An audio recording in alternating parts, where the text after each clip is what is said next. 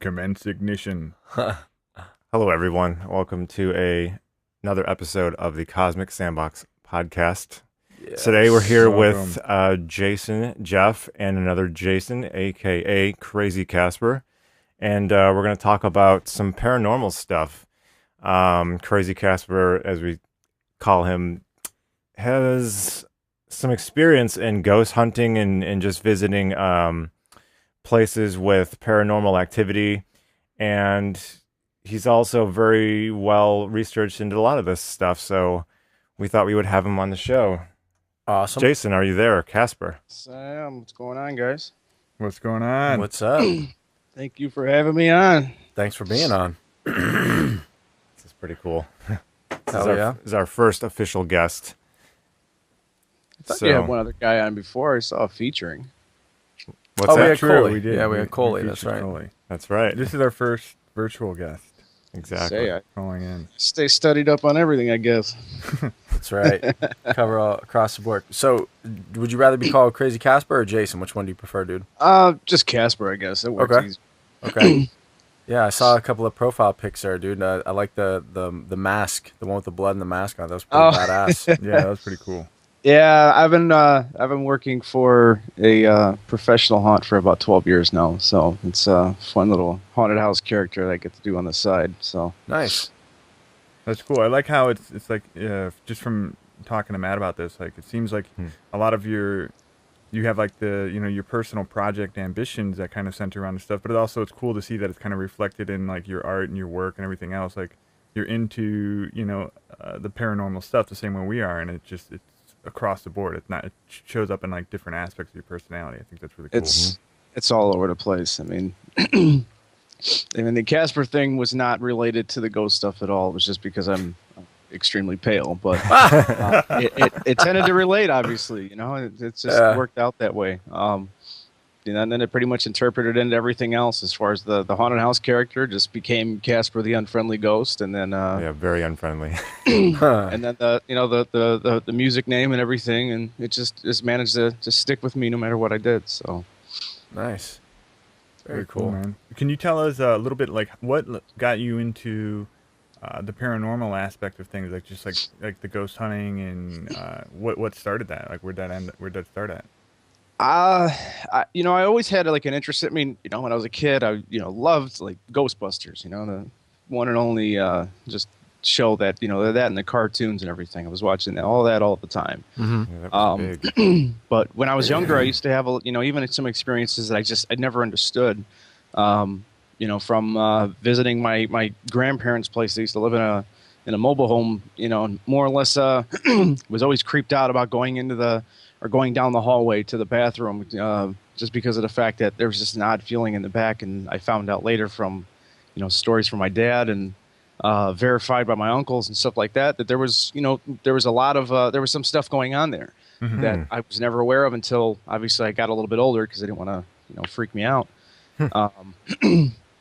Besides that, I mean, where the house that we lived in for a long time, used to have some issues, and or at least I felt like it. And the other one that kind of brought me into just the mentality of this kind of having an interest in wanting to learn more was more or less I used to have night terrors for when I was a kid. That was actually, it was prolonged farther than what clinically what a kid should be having how long they should be having night terrors for. So Yeah. What is that supposed to be? I don't even know. More or less, it's kind of like a nightmare, but it's I don't know the true definition. What's the normal, like? Is it supposed to be between ages of this age and that age only, or what? Yeah, it's normally within a certain age range, and it usually lasts maybe a kid maybe like a year or two. I was having it for I think 5 or 6 years. Wow. I would wake up or actually I wouldn't even wake up. I would jump out of bed in the middle of the night, screaming and just rambling and not making any sense, putting myself at danger as far as, I had a bunk bed when I was a child, and, almost a couple times just literally jumped off of the bunk bed, or, could have broken my neck, and run around the house screaming, not making any sense of anything. And eventually my parents would get me back to sleep, and I would never remember it. Yeah. It was only once or twice that I actually was woken up in the process of having a night terror that I recall, having just instances of, actually having it. But besides that, I never recalled having it. The next day, my parents would tell me you had another night terror, and I had, never was clueless, had no idea. Jesus, man. Damn. I just remember, very odd visions and very odd, just, things that I saw, or at least kind of recalled in the dream portion of it, which was, very creepy to say the least. I mean, maybe that's kind of led to what I am now, but So that kind of sparked some kind of interest in wanting to know what the hell that was, basically, right? Yeah. It was a lot of just curiosities as to what was I seeing, and just it really opened my mind to just other things. I mean, I don't know how to really break it down in a sense that the stuff that I saw made me just question what was I really seeing. Was it just a dream or was it something else? Yeah. And it actually kind of was. I guess it did kind of relate, I think, in some way to a little more for the perception aspect of it. So. Kasper, let me ask you something. Like this, one of my theories with certain things is that kids, when basically children are much more sensitive, in my opinion, to Absolutely paranormal stuff. And I even now, like I'm 30 years old. It's hard to put myself back into the mindset of being a kid. But when I've read stories about how a lot of kids are sometimes able to see things or experience, feel, sense energies at different frequencies. Let's say it's like a ghost, something paranormal.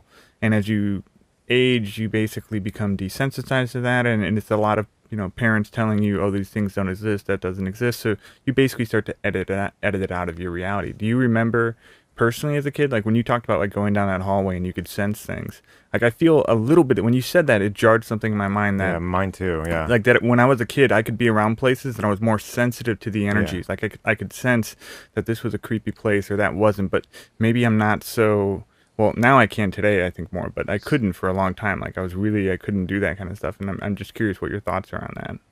It's absolutely true. I mean, I really don't think there's any way around it. Kids are definitely more susceptible to experiencing, paranormal activity. I mean, as far as number one, yeah, you haven't trained your mind. I mean, it also refers to the pineal gland.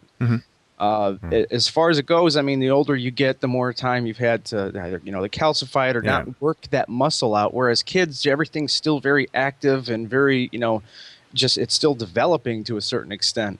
I have a younger brother, for instance.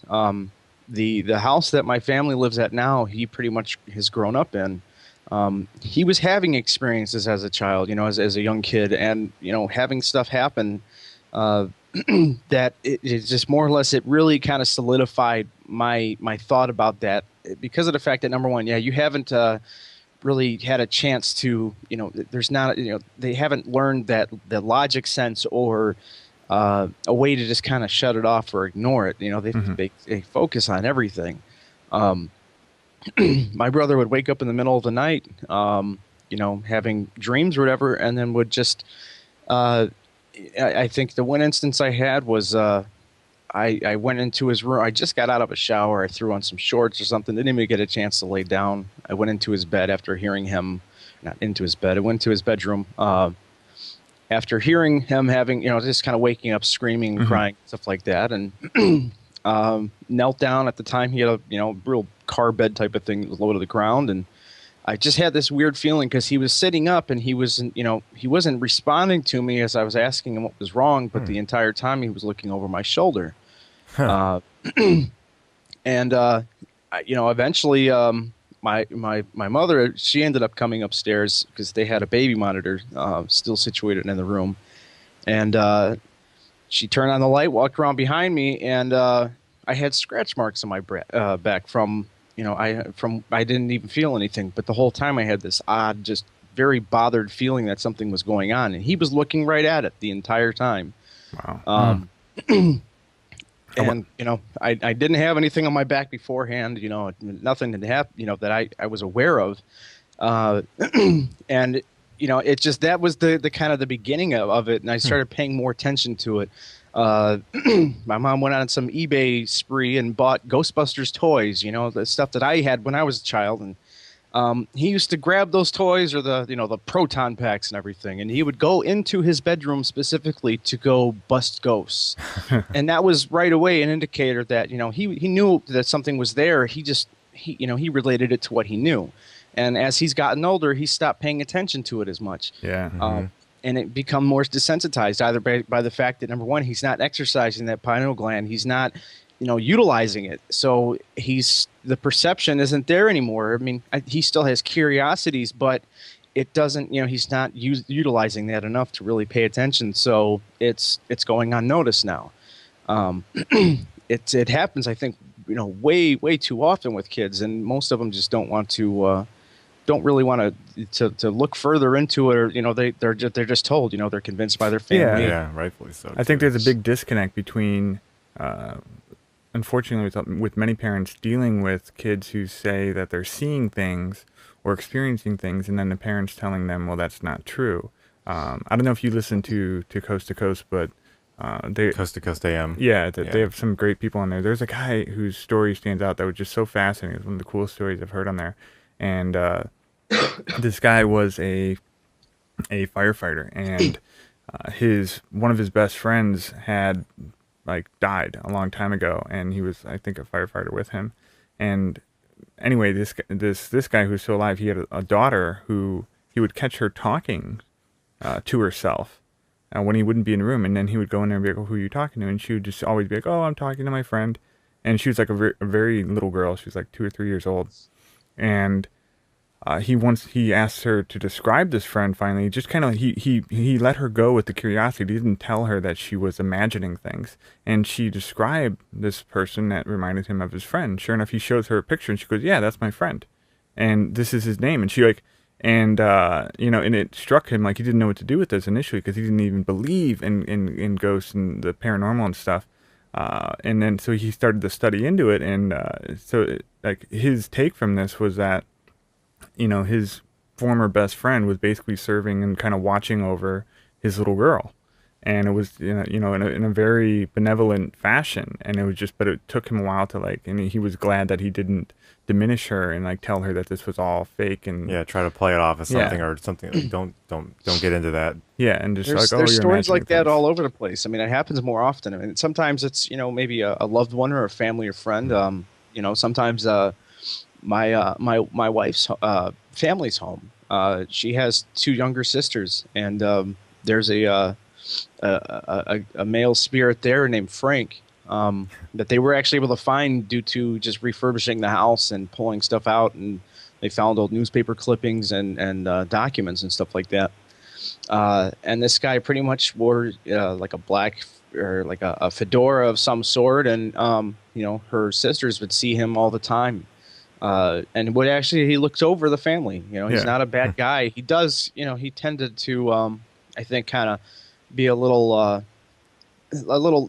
too overbearing at times with my wife when she was still living there, and she would be, she would come over to my place and eventually go home. She would come home later than she was expected, and Frank would wake up her mother in the process of her coming home and get her in trouble.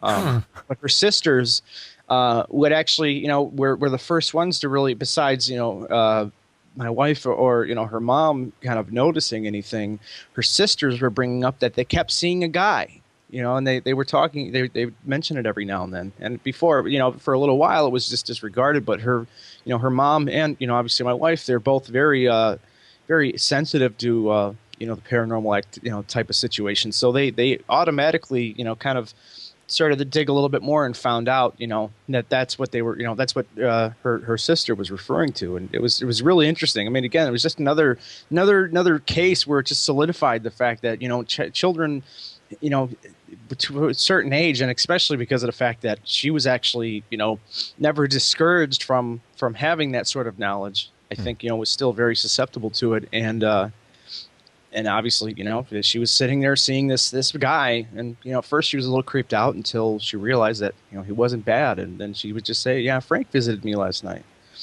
It's Yeah. it's really cool, you know. And Do you have any there could do be, you have any pets?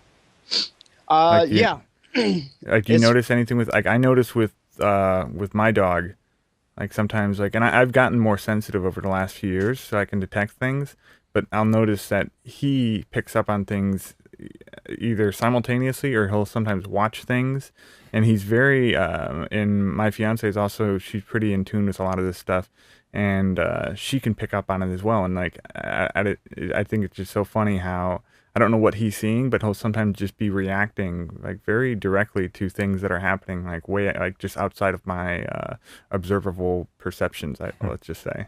yeah. The dogs that we've had, you know, at my parents' house. You know, for instance, the spirit that's over there is a mischievous little girl. She tends to she used to mess with me for the longest time. You know, I think the scratch marks on my back are the only thing that made me question for you know the at least the decency of that spirit. But you know, they live in a loft style house, so we used to see things out of the corner of our eyes, and the dogs would randomly just perk up and pay attention to something without you know, nobody knocking on the door or walking down the stairs or something like that. But you know, you'd see things out of the corner of your eyes and so forth, and every now and then the dogs would react. It was never, you know, kind of a hyper running around chasing something, but Yeah. you know, it depends on the animal though too. I mean, whether or not you know they react a certain way. Uh, but yeah, I mean, animals are definitely very susceptible to it. You know, negative energy. Sometimes you'll see it. If I've seen, you know, animals that have, they look really scared and they back away from things. And you know, I've seen cases where, you know, a darker energy, possibly demonic, Hmm. and then you see the dog. There's plenty of videos on it of this dog's backing away, tail between their legs, Hmm. and definitely don't want anything to do with it. Um, it's really you know it's amazing to watch and it's almost creepy at the same time, especially depending on how the dog reacts. So That's Yeah. that's what initially got me into a few years ago, just like reading about ghosts, was actually beyond like just like not even in a positive fashion. I was so into when people would tell these stories, or I'd like read and hear some of these stories, and they were so frightening that Yeah. they were massively like I just was like attracted to them. Like it was just like I remember this one with this when you bring up like the dog, like this guy who he was like near a park somewhere, and this was in the middle of the day. He said, and he was. You know, I'm summing up this story this guy wrote about, but he saw something out of the corner of his eye, and then he turned, and it didn't like he saw the full thing, and he said it was some kind of creature, like some kind of like gnome-looking thing. He said it was very dark. It was so dark that you could barely see any like detail or features, and he said his dog just like was in the car with him. The dog just started pissing and you know tail behind the legs and just like was like whimpering and was immediately like they were both like fixated on this thing which is like 50 or 60 feet away from them, and they watched it cross. He said he like watched it cross this and like it moved in a very non-human, non-earthly, never seen anything move like that manner, and yeah, it was just gone. And he said like his dog, it took his dog like, you know, 15 minutes to calm down from Wow. experiencing that. So I almost look at that as like it's like as an energetic level. It was something that somehow, you know, spiritually or it was like a lower density, darker energy that somehow manifested into the physical and was felt by this guy and this dog, and it was just like both of them validation in the sense of them both experiencing it, and it was just like almost like a glitch in Matrix or something. Yeah, seriously. you kind of wonder, you know, what exactly it could be. I mean, I'm not a very religious person in sense, and sometimes I question the validity of either if it's technically demonic or if it's a you know, something along the lines of just a negative energy. I mean, if you think about the fact that you know, our souls technically is just energy. It's just manifested energy inside of a body of some sort, or you know, just it's held in there. And what happens afterwards, you know? But I mean, I kind of ride a line between, you know, uh, more or less like the aspect of it, if it's, you know, if there's demonic and angels and things of that sort, or referring back to just it being just an energy that something has just resided or has not moved on, or you know, gone back to the Earth Force or whatever you want to call it. I mean, you break it down anyway, but Yeah. it's really amazing as far as just the type of, just that dark energy and what reactions can happen, especially with animals. I mean, just hearing that one, dog pissing themselves in the process of, something being seen that's messed up. Yeah. Some of the coast to coast stuff, man, it's like some of the stuff I just don't, I almost don't listen to it anymore because I don't want it to be in my consciousness. Yeah, Jason. I don't want to think about it. Casper, you're guilty of that, dude. Every time I come over there, we're out by a bonfire or something in the middle of nowhere, and you're telling me these stories of, of things you've experienced, and I'm getting freaked out, my mind's... I get that quite a bit, but people want to know. They ask the questions, Yeah. and then they're like, "Oh, I'm not going to be able to sleep tonight." Yeah, Like, yeah. well, you asked. I mean, Yeah, it's tough because it is. It's like really interesting to hear these stories. It's really it touches a nerve, I think, in everybody. But at the same time, I tend to leave with the willies all the time, driving home at night. I get that quite a bit, but it's always it's as odd as it is to say it. It's much more intriguing to talk about that stuff in the nighttime, depending on where you're at too. Yeah. I mean, it's just it's not really a mood setting, but that's when everything feels more active too, and you almost kind of feed into that energy, and that's when usually the stories tend to spill out. I think it's part of human nature to also just appreciate and like we want. It's somewhat fun to be afraid, and it's being on that edge. So when it is the worst time to talk about it, which would be late at night or the middle of the night, and having those types of conversations, they're much more stimulating. You can get into it the same way. The reason me and Matt don't like watching Walking Dead unless it's dark out. Are you sure that's you too, or is that just me, Geoff? It is you, but I get Matt. it. That's just Matt. Matt needs like optimal conditions. Yeah, I can't stand watching a show like optimal conditions, like The Walking Dead during the day. It just doesn't feel right. Yeah, the conditions are not optimal. I just think it's a show. I'll watch it whenever I get a chance to watch it. Yeah. Well, personally, I feel like a lot of this stuff kind of going along with the UFO extraterrestrial phenomenon. It's one of those things you don't necessarily believe in, at least 100%, until you have an experience for yourself. I know I was that way with ghosts. I don't know if you guys have any actual I have a lot of them, but ghost do you have any? experiences. I do. I have one that's my only one. I still remember that one. If you have one, Jason, but I mean, to say it works in the same vein with the extraterrestrial phenomenon or the mythos or the mythology or the belief system, it's just like whenever I talk to Geoff about his beliefs, of what he believes. You have to believe in something to want to pursue the knowledge of it. You have to have some type of an experience to derive from. You have to have some kind of an itch you need to scratch. So therefore, like with Kasper, he's got experiences of throughout his childhood just feeling these entities, feeling these energies, feeling these places that he's gone to where he just doesn't understand exactly what's going on. And yeah, maybe corner store psychology of everybody going, "Oh, Kasper, it's okay. It's just in your head." Doesn't work for him. So he has pursued on his own truth, his own way of trying to understand all of this. Same thing with the UFO phenomenon. People will tell you, "Oh, it's just, swamp gas, it's Venus, it's this, it's higher dimensional beings." No, if you don't believe it, you'll pursue your own truth, and you'll essentially seek out what you believe to be true. And then you'll it's like finding pieces of a puzzle. Piece the puzzle. And then you'll put the puzzle together and say, this is what makes sense to me. This is what makes sense to me because I feel a certain way about this, and this makes sense to me. Now, trying to explain that to somebody else is difficult because not everybody has the same experience. 10 little kids could walk down the same hallway that Kasper did, and they might not feel it. Whereas 10 more after those 10 that just went through could feel the exact same thing. So it's very subjective, unfortunately, with certain instances.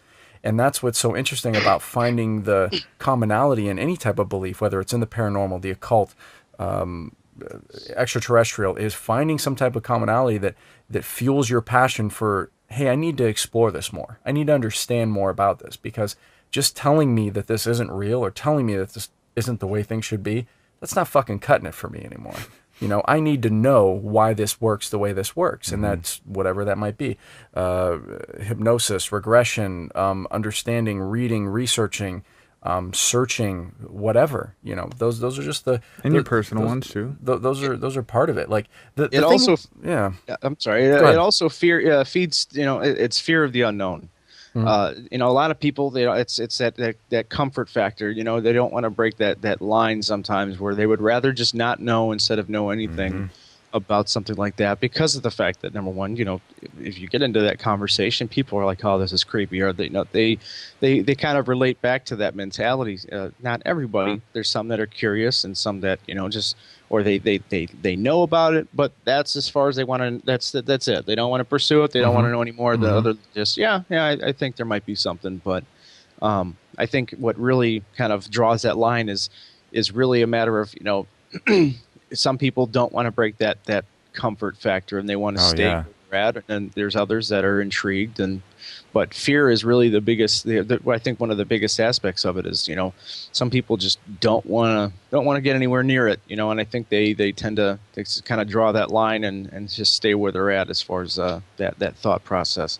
Casper, let me ask you a question, because when you were talking earlier about these spirits, I get the impression, and correct me if I'm wrong here, but I get the impression that you are somebody who is attuned. You've accepted these experiences. You've accepted that these things are happening around you, and you're basically. Do you feel that there are good and bad spirits? Because I heard you use the term demonic. Like, Yes. Do you feel that there are good and bad spirits? And if so, what is your interpretation of why do you think that they are? Like, why are there, like you said, there was the one guy who had the fedora who was kind of like the overseer at your wife's place, who was a little bit more of like, not the mother hen, but, he's just kind of watching over the place. And, so go ahead on that. The kind of breakdown, number one, as far as, having these experiences, to really kind of just give a general idea, or at least just kind of explain,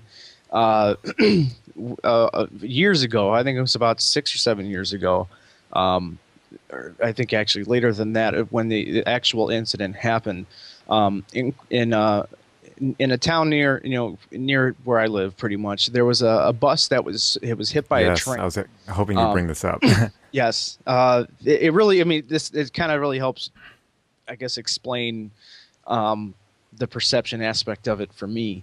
But this train, or the bus, pretty much was more or less.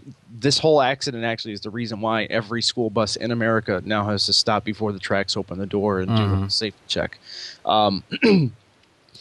Pretty much, this bus was stuck on the tracks, not stalled or anything like that, but there was vehicles in front and in back, and a train came, hit the bus, and killed multiple students. These are little kids too, like elementary school kids, an entire bus full of kids. Yeah, terrible. Some survived, some didn't. I knew the lady. My mother was a bus driver for the longest time, and I actually knew the lady who was driving that bus. Wasn't even technically her route. She was normally a dispatch person, but so I always had some sort of kind of a connection to see what happened. And pretty much a friend of mine at the time worked for a towing company that had the bus in their rec lot, the fenced off area. And he had talked about, we got it there, and I always had an interest. I wanted to check it out.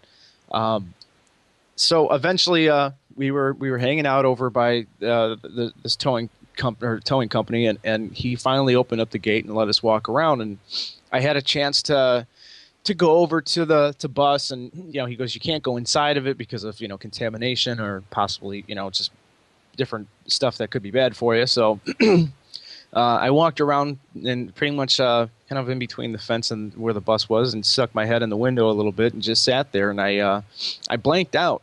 And as weird as it sounds, it almost sounds theatrical in a sense, but I don't know how to really explain it other than I zoned out and literally woke up and saw myself sitting inside of the bus with kids sitting around me and the train coming at the bus, and seeing the people scattering and just the panic and terror and fear of, seeing this train coming at the bus. I remember one kid in particular just sitting there with his backpack in his lap and was in utter shock as he just stared out the window and looked at this train coming at them.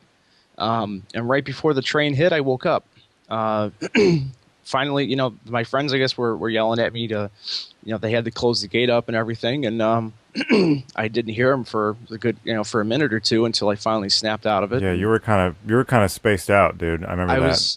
Were you with us? I can't Yes, remember. I was there. You were. I remember you being more pale than usual after that. Yes. I was freaked out. Very pale. I mean, as weird as it is for me to say that, considering how white I am, I was definitely much more pale, and I was really out of it.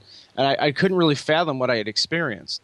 And I broke it down to actually another friend of ours that knew somebody that was on the bus that actually died on that accident. And I started explaining what had happened to him. He broke down crying almost, as far as it really hit home as far as when I started explaining what I saw.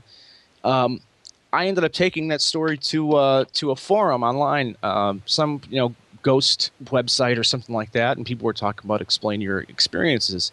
Mm-hmm. So I wrote the whole story out as far as what I experienced, and people started responding with me, saying that, maybe you're an empath. And at no point in time did I ever really grasp the concept of that until I researched what that meant, and that's more or less the perception of emotion and feeling. By all means, I don't talk to ghosts or anything like that, but I just tend to catch very odd feelings about places that I go. So that was like the start of it. I finally went on a vacation a year or so after that. My family and I went on a vacation to we took a cruise, and on our way back we stopped in, or we got to stay in New Orleans for a few days. I had this intrigued. I wanted to they have these, the ghost tours where they walk you around. Kind of pointless to some extent, because they don't walk you inside a lot of these places. It's just they walk you outside, they walk you around the town, and they point at a place, and this had this happen, and to tell you a couple stories. But one of the stops that we made was at a voodoo priestess's place, and she more or less took us out to the courtyard behind her shop. And just started talking about some of the past and history. And when she was done, I had this really just this need to go and speak to her. And I approached her and just said, I said, I don't know why I need to talk to you, but I just wanted to let you know. I said it's absolutely wonderful to meet you. And I just, I'm not sure why I felt the need to talk to you and everything, but I just said I really feel like I'm happy to know that I had a chance to meet you. And she more or less just kind of stopped for a minute, and she goes,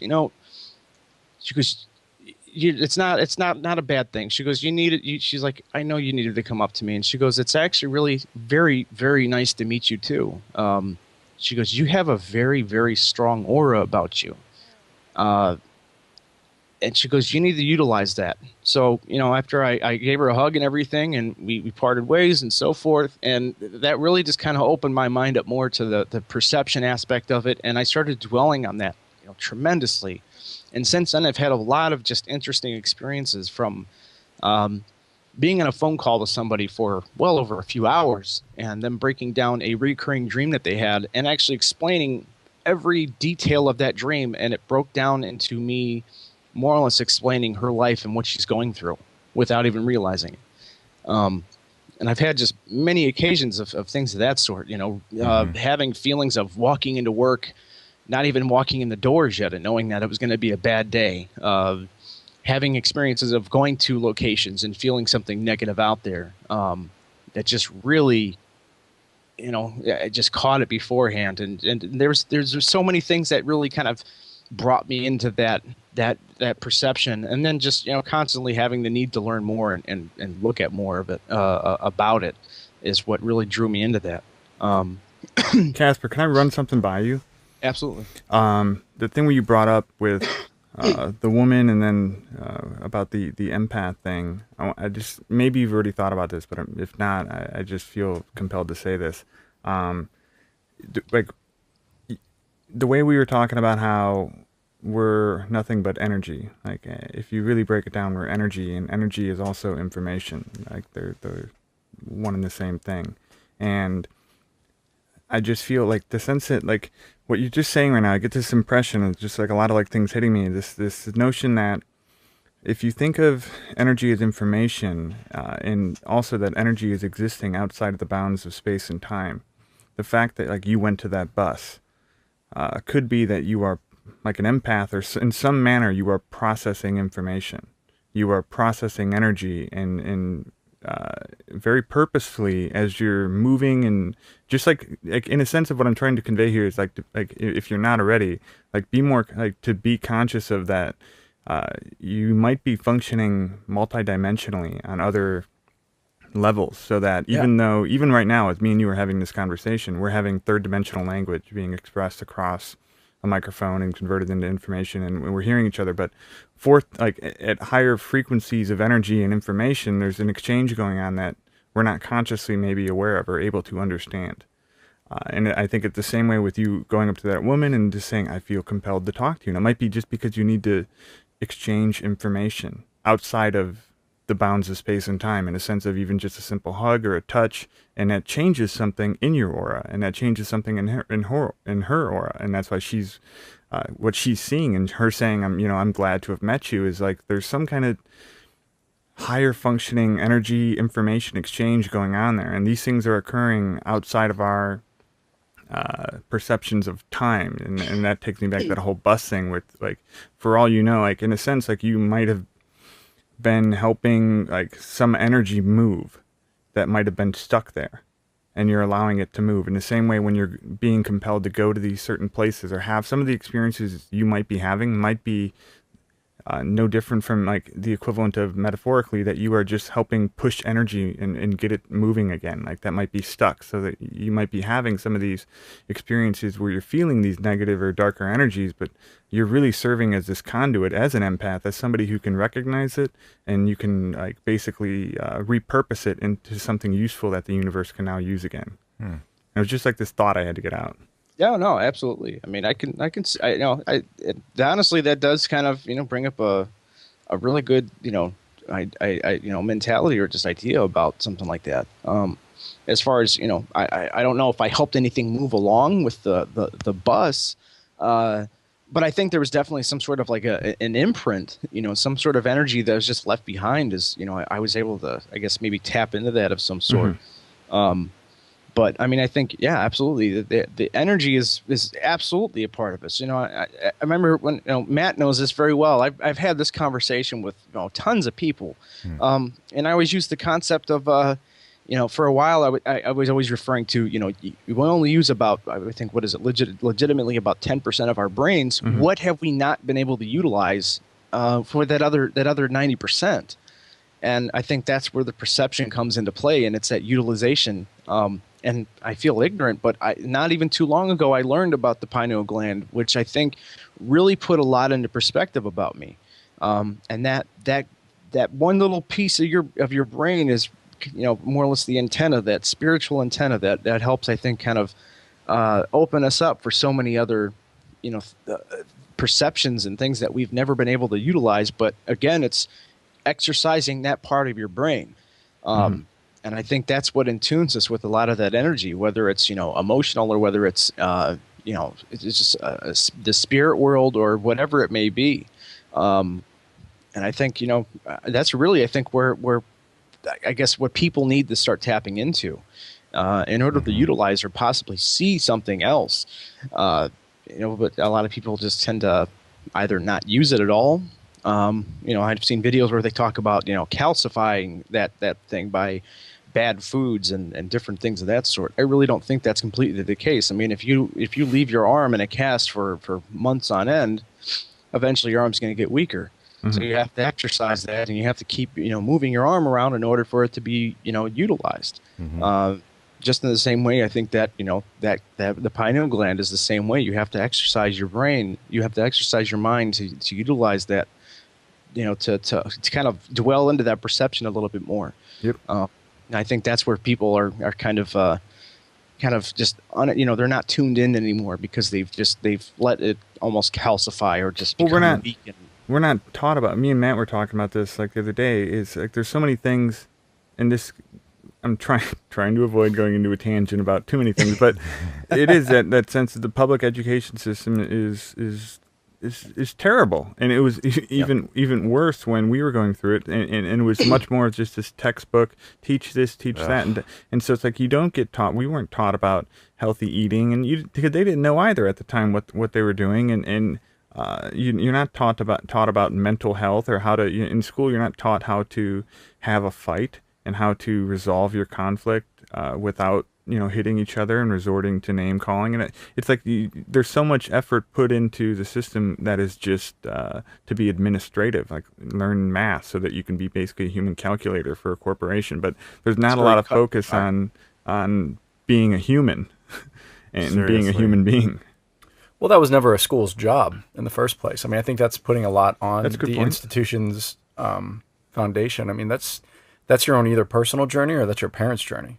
That's what you need to have instilled in you. Like, my job when I go to work is to do that job.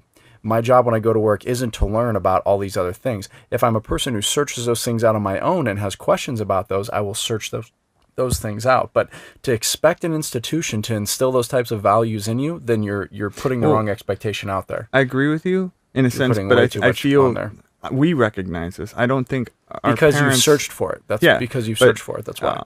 In a sense of people back then, I think would argue with you and say, well, no, that's what this is teaching me how to be. The misconception is that people back then, even like 20 years ago, were thinking that the public that school was teaching your child how to be an adult. Well, no, it's teaching your child how to be a valuable asset to a company. And there's a big difference there, and I don't think many parents understood that difference.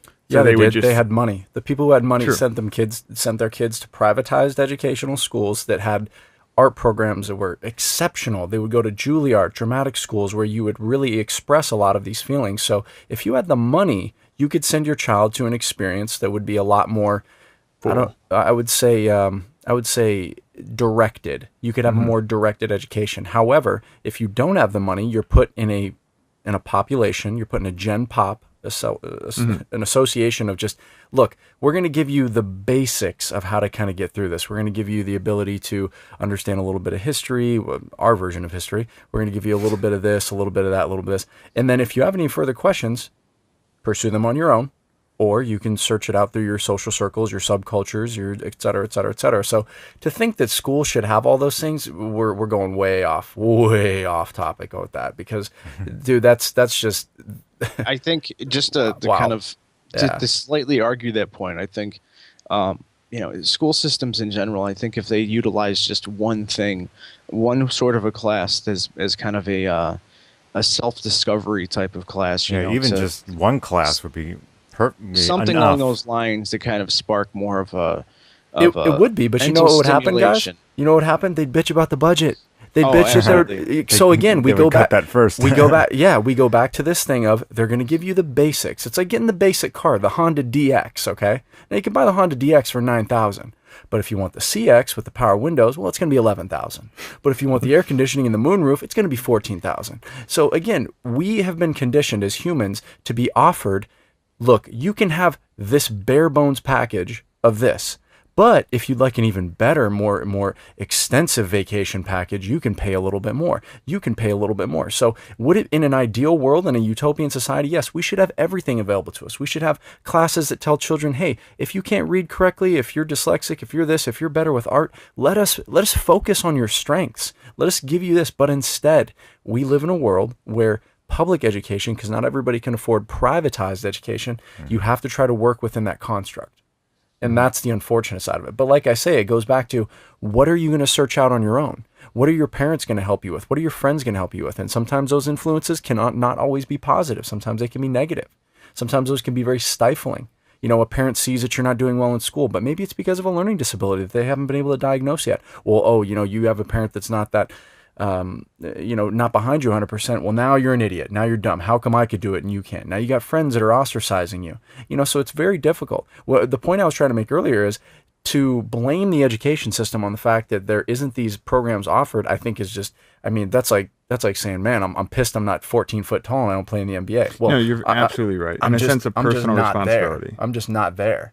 It boils down to, and I think this is still, for me, this is the most like wanted end game for me is self-responsibility. It's people being responsible and taking action to educate themselves and teach themselves and spread awareness and spread knowledge and not rely and be dependent upon a system. So in that respect, I totally agree with you that it would be nice to have these things, but it's also more important to have your own like ability to do these things, like that independence and that your own driving factors, or to at least kind of push you to do it. At least a good support system too. I mean, how fantastic would it be for kids that are going through rough times in their lives to actually understand that there are other people out there that have been there too, that have said, you know what, hey, I dealt with a similar situation. Here's what I did that kind of helped me. Maybe it can help you. You know, it'd be fantastic. And of course, you have these nonprofit, these philanthropic organizations that call-in lines, support groups, etc. But yeah, it would be fantastic if public education had a lot of these things that were available. It's just a shame that it boils down to money. It boils down to just not having the budget, not having the ability to balance it. How are we going to hire another counselor to do this and do that when you know, blah, blah, blah, blah, blah. But to get back on topic real quick, Kasper, I wanted to ask you a question. I don't know if you answered it earlier. Why do you feel that there are good and bad spirits?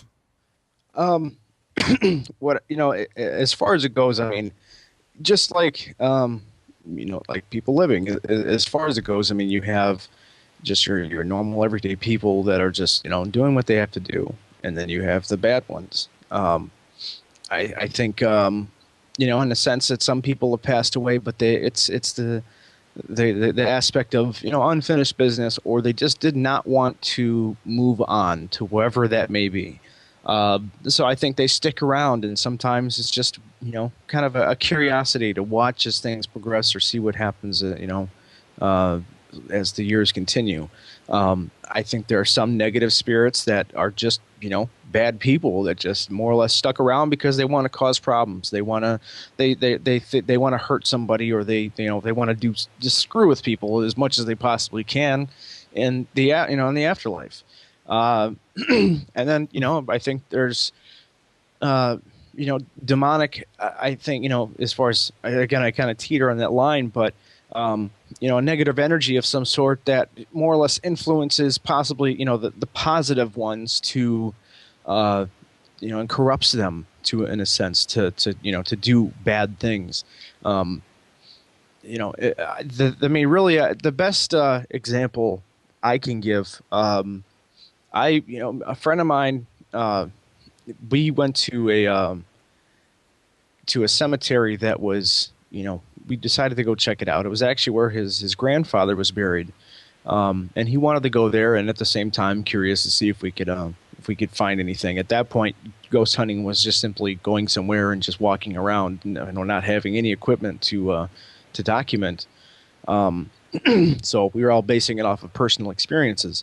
And the cemetery we went into was very pure, very clean. It was very odd because most of the time you go to a cemetery, at least for me, when I perceive it, you get kind of a mixed arrangement. You know, you can have some uneasy feelings, you can have some just, you know, either nothing or just peaceful feelings. This cemetery was very unique in a sense where it seemed like it was untainted. There was no negative energy anywhere near this place, so that it was pretty much, I mean, the air smelled clean. It was just such good, I mean, such really vibrant energy that, I mean, I think even the air was pure, you know, to some extent. And it just, nothing felt like a threat. It was almost relaxing to just sit there and you know, inside of this place. Oddly enough, I was actually going through a state of demonic oppression at that point. I had this very dark energy following me around, and the entire time we sat inside of this cemetery, it felt like right on the outside of this place, you know, that there was something negative that could not get in, and was pissed that the fact that it could not get to me from being inside of this cemetery. So I mean, I've definitely seen both sides of it. I've had the positive. Oh. Can you talk about, would you be willing to talk about that negative experience with the one where you went to that other cemetery? Okay. I'm not gonna break down the name, you know, depending on don't do that, yeah. There was this ominous cemetery that Friends, haunted house friends were talking about for the longest time. And they said there was so much stuff going on there. And it was one place they said, you don't ever drop anything, no personal items. If you smoke a cigarette, don't leave your cigarette butts there. You take them with you. It's enough for it's something dark to latch on, and people have had experiences of stuff following them home. I have never legitimately walked into that cemetery. Number one, it's off of a little country road to some extent, and there's houses around, and I don't feel like getting some sort of trespassing tickets or anything like that. Mm-hmm. But I've only driven by it a handful of times, and pretty much I had a friend who wasn't really a medium, but more or less kind of he could hear, he's heard voices and stuff like that. More or less, this guy it came up to me after we had these major discussions about this location and said he heard my name, and at that point, again, everybody only referred to me as Kasper. Nobody talked to me as Jason or so forth. So he heard my name called as Kasper, and he heard his name called. After he had told me that, I started having these bad experiences. To further get into detail, this location is notorious for cult activity. More or less, people performing rituals and opening doorways to, very, very, to possibly demonic doorways that are letting forth things that, you should not be let out. And they dwell within this area. I've heard of occasions where people were followed home and they're, sitting at home in their bedrooms and seeing eyes staring out at them from their closets. Not something out of in the norm, but very dark. Yeah, you're dark shaking your head, Jason. Exactly. Ugh. No, I'm shaking my head because that'd be some scary shit. Exactly. it definitely gets very creepy. So after he told me this, I started having experiences with more or less. I was, if there's 3 stages of demonic activity. You've got your normal, just a haunting of sorts, where it's things are moving around, or you're getting shadows or orbs or whatever you might be experiencing. It's kind of a norm. It looks just like a standard haunting. But more or less everything is to break you down to become more susceptible to it, to make you easier prey. The next step is oppression, where more or less it's trying to mess with you personally to get inside of your head to really just make you vulnerable, and that's everything from making you hallucinate. Prime example, if you've ever seen the movie, which was The Exorcism of Emily Rose, where she starts going insane. She starts being attacked when she's by herself, or she's looking around and seeing people's face contorting into very just like almost demonic or creepy faces and so forth, but she's the only one that's seeing it. Mm-hmm. So at first I was getting, I'd be sitting at I worked at this one place where I could see out of the corner of my eye if somebody walked down an aisle, and I knew if they were walking down the aisle, that means that I would have to probably, I was a parts driver, so that means that they were probably bringing me a part that I had to go deliver. And multiple times I would see somebody walk down this aisle and go into another little section, and nobody would ever walk back out. So whenever I saw somebody move, I would always have to stop and just wait and see if somebody was coming out to bring me something, but I would see it multiple times where people would walk in and never walk out. So eventually I would start walking down and looking through the other aisles and seeing if anybody was there, and there was nobody ever there. During some of the slow days, I would walk up front and say, when are you guys just coming back? And no, we've been up here the whole time. It's pretty slow right now. Okay. It kind of sounds like my ghost story. Yeah. That's pretty common. Seeing something out of the corner of your eyes is very common for a possible, just haunting or spiritual activity. Mm-hmm. But it went further than that. Eventually, me and my friends, we just go out and just drive around, do whatever, being younger. We went to this one area, this wooded area behind a car dealership that my friend worked at, and he was, I mean, he was kind of a redneck in a sense, but he was showing another friend of mine a deer spot. You know, as far as this is where they nest, I would love to come out here and hunt, but I had this very bad vibe that something had followed us there, and I more or less just kind of told him. I said, we need to go now, and we turned around, got in his truck, and started driving off. And after we got in his car and we started driving, every time I blinked my eyes, I would see this demonic face staring at me. The cemetery experience, the pier one, is what we're kind of relating back to now. Is when we went there, this demon, I guess, had followed us there, but was so upset and so pissed off over the fact that it could not enter into the cemetery, and it was a nice break from the shit that I was dealing with. It pretty much, it could not get in, and we had just this pure, beautiful, cemetery. It was untainted, no bad feelings, no nothing. And as soon as we got out of there and we jumped back to my buddy's ride and started heading out, I I could have killed us. In the middle of the night, I could have sworn I saw somebody walk across the street. And I reached over in a panic and almost grabbed the steering wheel to spin it out of the way so he wouldn't hit somebody. And as I was reaching, I looked over my shoulder and there was nobody there. And Wow. I remember him just staring at me, almost like, what the hell are you doing? And it was hard to explain at that time. I mean, it followed me, quite a few places. And I eventually, I ended up putting my foot down and more or less almost an internal dialogue of sorts, just saying, you're not going to control me. You won't break my will, and just that's it. You're done. You're not going to bother me anymore. And I think when I finally put my foot down is when it all stopped. But I could tell it was a very looming feeling, and it was something that was definitely trying to break my will and trying to just break me down emotionally and however it could, to make me susceptible, which would have led to possession.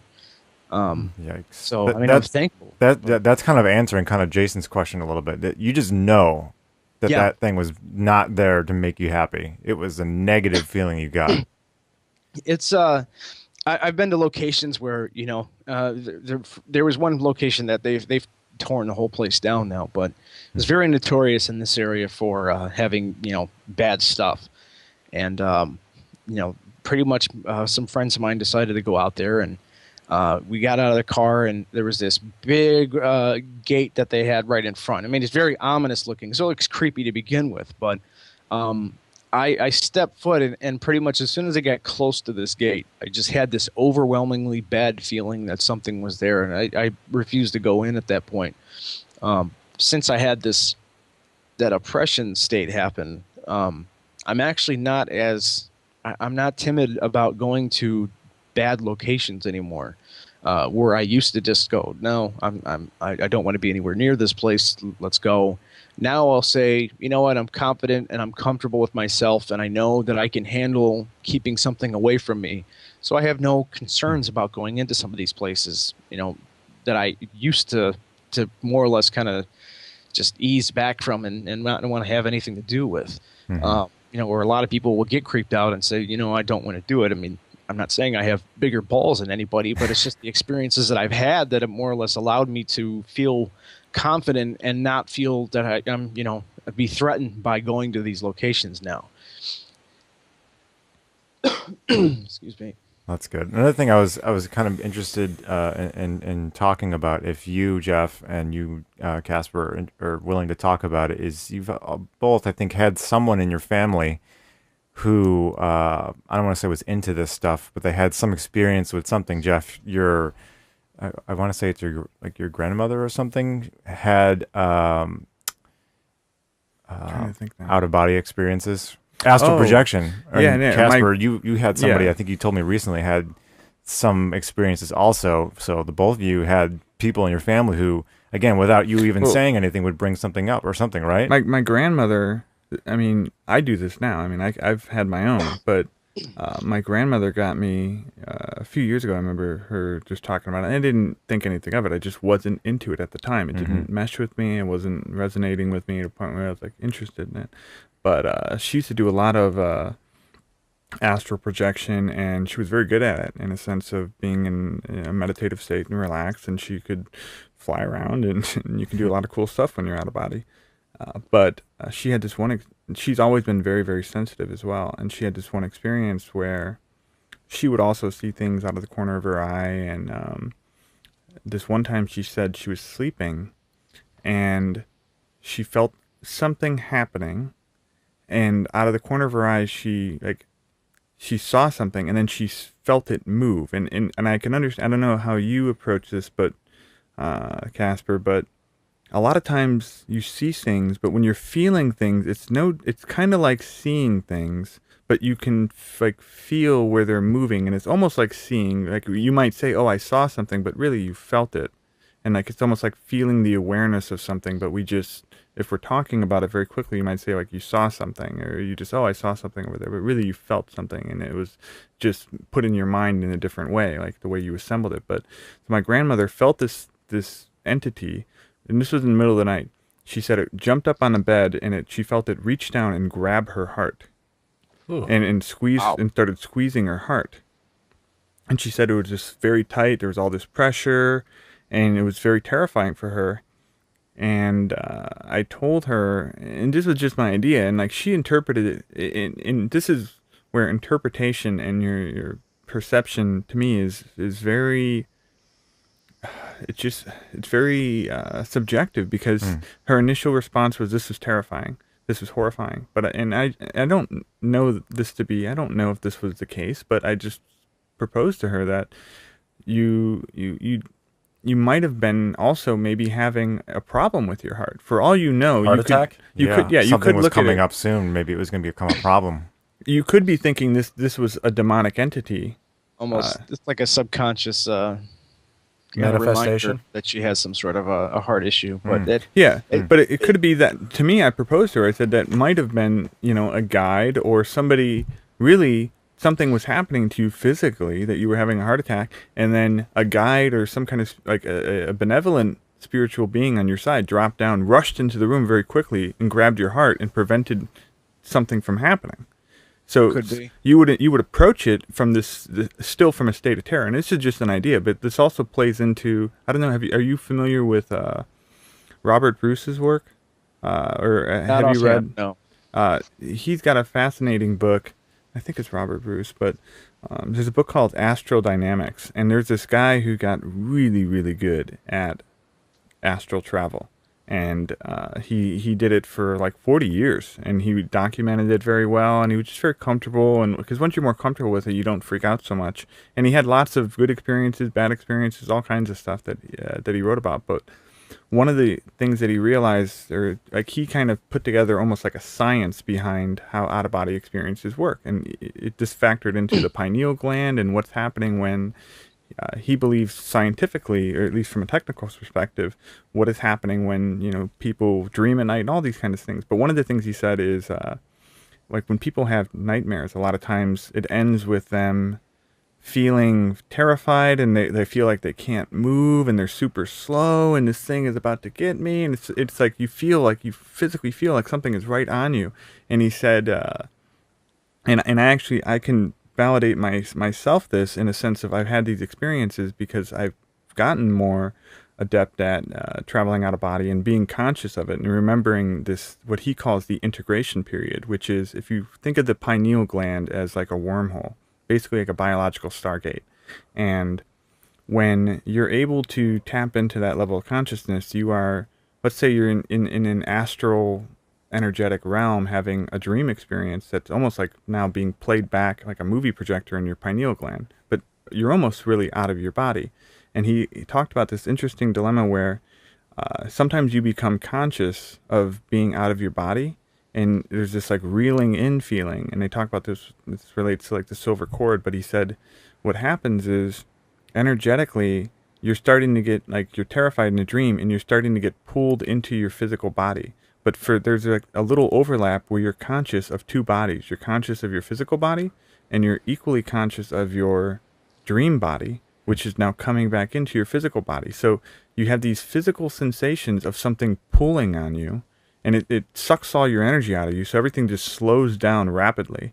And it becomes terrifying. And the more that you feel this thing is getting closer and closer and about to get you, which is your own body, the less and less energy you have, and the more terrified you are. And you wake up with your chest pounding and all this other kind of stuff. And when I finally I read about this, and I started to think about it and become conscious of it. So now, a couple times since then, when I've had these out of body experiences, and sometimes I become too aware and I become afraid of something, I've focused a lot of energy on not freaking out and trying to just let it play out. Like if I'm like, hey, I have no control over this, let's let it play out. And I have consistent results now where I basically I feel myself, instead of being like yanked down, like I float down very comfortably through some clouds, I feel myself hovering, like floating over my physical body, and there's this slow kind of like sizzling effect as I like simmer back into my physical body, and I open my eyes, and there's no fear symptoms anymore, only because I'm aware of it now and I don't like freak out. And it was just, I don't know how I got off on that tangent. No, well, yeah, you're talking cool. about astral travel, but yeah. Kasper, go. I've never technically been able. I mean, ever since I had the night terrors, pretty much was. I mean, number one, like dream state. I don't have dreams that I remember anymore. I think subconsciously my mind kind of shut off from remembering that type of stuff. But astral projection, I personally don't. I've never done it. I don't know anybody, personally. Well, my wife, has tried to mess around with it quite a bit. She does a lot of lucid dreaming. Which I'm very jealous of. I always hate when people tell me about I had this great dream, or they wake up almost and then remind themselves that they're dreaming and then go back into it and start messing around with their own dreams. That's about as far as I've really been able to, as far as my connection with it.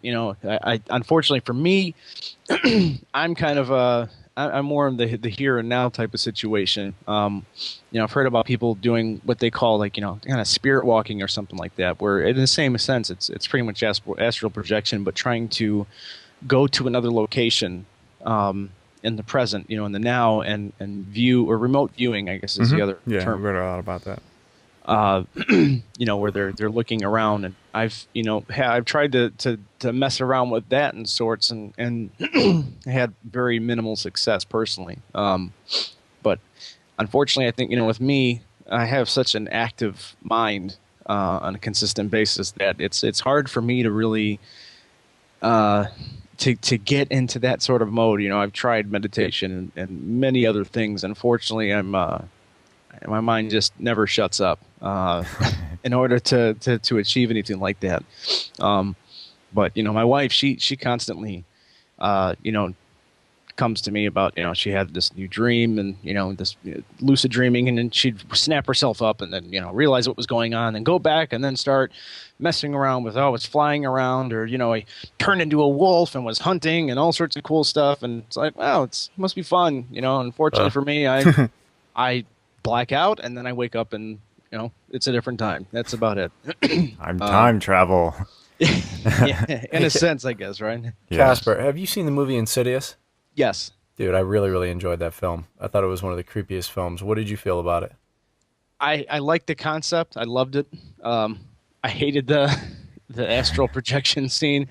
Personally, I felt like they ran out of a budget at that point, so they decided let's make a black room with smoke in it. Are you talking about when he left the house and was looking for where the demonic entity Yes, had his son? yes. Are you talking about that? Yes. Okay. Yeah, I think the film was only a $3 million budget, so I think that's probably why we got the smoke machine. I mean, I thought it was a really cool concept, and I mean, I think that absolutely is possible. To go somewhere else and view something, or you're going into a different dimension possibly, and then the problem is if you get lost, what can possibly go back with you or follow you or possibly beat you to the punch? That whole concept I thought was brilliant, but the movie itself, okay. I hated that scene. Yeah, you guys. That whole scene just pissed me off. I mean, it's like the style of, or the camera, what they were using completely changed to a different. It's like they switched cameras or something, and it just, I don't know. That whole part irritated me, but I actually really liked that part. It reminded me a lot of Silent Hill. Oh, okay. It kind of got me excited to see visually what what I experienced when playing the first game. When it was kind of sort of a similar thing. We would go to this alternate dimension, an alternate version of a real place, and walk around with a light like that. I remember there's like a light, and you just walk around in the darkness, and there's sounds around, and there's things going on, but you can't see them off screen, and stuff was scary. Yeah, I just went to WonderCon, Kasper, and got to see some extended footage of the new film coming out called The Conjuring. Have you seen the previews for this? Yes, I have. Dude. That one actually, Dude, yeah. scary. What is this about? Scary. Another scary movie. You guys are the only two movie people I know that don't watch Here's enough the thing. movies. I don't watch scary movies. Don't watch enough movies. I actually don't watch So- enough movies. I watch way too many movies. No, but to everybody's listening, The Conjuring, it basically kind of has a very Amityville horror kind of vibe to it. It takes place in the 70s. I don't know if it has more to do with just the female and the two daughters that we see. Do you know, Kasper? Do you know if there's a male involved in it, or no, if it's just the single mom with her two daughters? I mean, I think there obviously will be some male cast, but I don't know if they're really involved in the household. Yeah, so basically in the trailer, you've got the mom starting off playing hide and go seek with her daughters. As they're playing hide and go seek, the name of the game is they have to blindfold themselves, and the person who is seeking the hiders gets 3 times to yell out, "Give me a clap." So as the woman is walking around the house, she goes, "Give me a clap," and you hear the first set of hands, give you a clap. So obviously, we've got the homage to the 70s looking house. We don't have cell phones. We've still got rotary phones. Everything's got kind of, the lighting of the place. We didn't have Martha Stewart's interior design. It's not a contemporary, cool looking house. Looks like a cool old colonial 70s house. So she's running around looking for her daughter, says, "Give me a clap." She ends up going into this room. And as she goes into this room, we've got this one shot which shows this large kind of wardrobe in the background that's about 7 to 8 feet high. Well, after the second time she yells out, "Give me another clap," in the meantime, this wardrobe slowly starts to open up, and we see a pair of hands stick out in between some clothes and give us a quick clap. And as the audience, when we're watching this, we know that the actors are still in the mode of they're playing hide and seek, and this is creepy as hell because that's definitely not one of her daughters giving this clap out. Well, then she slowly starts to move her way over to this wardrobe. She's reaching her hands inside, and she's feeling in through the clothes, and then all of a sudden the little daughter pops in from off screen. She goes, "Oh, you took your blindfold off, you lose." And the mom kind of freaks out for a second, pulls her blindfold up, and she realizes whatever sound she heard that brought her in that direction, whatever she felt beyond these clothes inside of this wardrobe, was not one of her kids. So, dude, I mean, it was the guy who directed it did Saw, and he said when they sent it off to the ratings board, the MPAA, they gave it an R rating because it's so scary. Oh, They were aiming for a I've been hearing some PG-13. good things about this one. Yeah. I'm really intrigued about this one. Yeah, I'm looking forward to it. It looks like there is some male characters in the movie, but I think they're going to be some sort of like a paranormal crew or something like that come in to try to help out with some of the things that there's some investigators that they bring in to try to find out what's going on. But Gotcha. Yeah, I really enjoyed Insidious, man. I liked Insidious for what it was. I really liked the way that the that demonic entity was kind of hidden from us throughout a majority of the film, and then we really do kind of get to see it towards the end in flashes. I liked it myself personally. Yeah, I mean, as far as the production value of it, yeah, I mean, I have my issues with it as well. But I just didn't know, as for a person who has as much invested in the occult as you do, or the paranormal, I should say, what your interpretation of it was. Like, if you liked it, if you thought it was hokey or cheesy, or I can't even get on board. I think it's absolutely a possibility. I mean, I haven't really again messed with that whole area, but yeah, I mean, I think the overall concept and what it kind of goes towards, and not to mention they do kind of like something followed the kid back while he's in the coma, and stuff happening around them. I think that's again, it's another way for something to follow you back, and open yourself up to something that you probably don't want to. It's really, yeah. I mean, I see that quite too often where people want to mess around with some of that stuff, and it's like you're opening Pandora's box. Yeah, to some extent, Did you ever read? Have you read Michael Talbot's Holographic Universe? No, I hate to say it. I haven't really dwelled into a lot of books, unfortunately. Again, kind of an ADD type of guy. I'm kind of active consistently with too many things that I never really give myself a chance to read. What's I one like of that what you squirrel. guys are just talking about? That what's cool though, and I think it's a commonly overlooked thing, and but you already touched on it with the cemetery thing, where it's like don't even leave your cigarette butts. Is that physical objects? You know, they're imprinted and they carry energy and they can serve as like conduits or little like connectors to tie everything together. And I think it's just one of the things he mentions in his book, which is mostly about more of like quantum physics and trying to, but it goes into the paranormal, like spiritual stuff, trying to explain it all.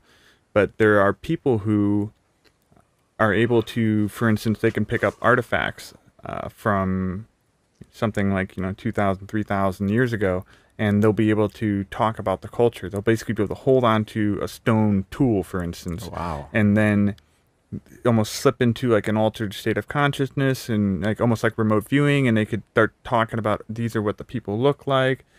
This is the type of structures they live in, and they've documented all these things. Some of these people are very good at it, and they're very adept at being able to pick up an object and say, this is from, this period in China, this is from this period in here, because they're actually able to almost jump. Same way when you got on that bus and it was like this sense of going somewhere. It's like they're able to go somewhere and experience through these objects. And I just think that it's interesting, like with, and you see it with all these, like, a lot of these horror films is like the motif of, there's some kind of object, or there's a chest, or there's this armoire, or there's an object in a house, or even something that's almost, it is like the literal sense of the Pandora's box, where once they open it, that's when everything starts to go to hell. It serves as this gateway. And even like in it, what did we just watch? Was it?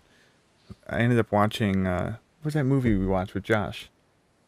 Oh, Cabin in the Woods. Yeah, where it's like each object they touch. It's like if you touch and you handle the energy of that object, then you get that. You've developed a connection. You've basically tied your line to that, choice. And that's what you're going to be picking up now, and it's just going to resonate right to you. But okay, Aquaman. Yeah, the merman. Oh no, the merman. The merman. What I think is funny though, what is this movie called? The Conjuring. Conjuring. Yes. Yeah, okay. Yeah. If anything happened, I mean, I got to give it to the writers though. For so many of these movies, to me, the trick is coming up with good writing, because there's got to be some way to keep the family in the house. Because if something happened at this house that I live in, where they're like, all right, we got an investigative team coming out here with some real shit and some real hard, I'm like, cool, I'm fucking gone. I'm at the next hotel. I'm on somebody's couch and sleeping in my car. What are you going to come up with that somehow I am going to stay at this house? Right, somehow, right. oh, I've got to fight this. I've got to be here. My daughter's got to go to school. Like, you can't do this from a hotel room. You've got to still touch creepy hands coming out of the closet. Oh, dude. Yeah, I'm telling you, we'll watch the trailer after this. It's good. It's good. Man. It's really good. Well, Kasper, you have a story of actually helping somebody. It's sort of in that situation where their apartment or their place was haunted, but again, I kind of wonder when you tell me this story, why the fuck don't they just leave? They actually were. They were.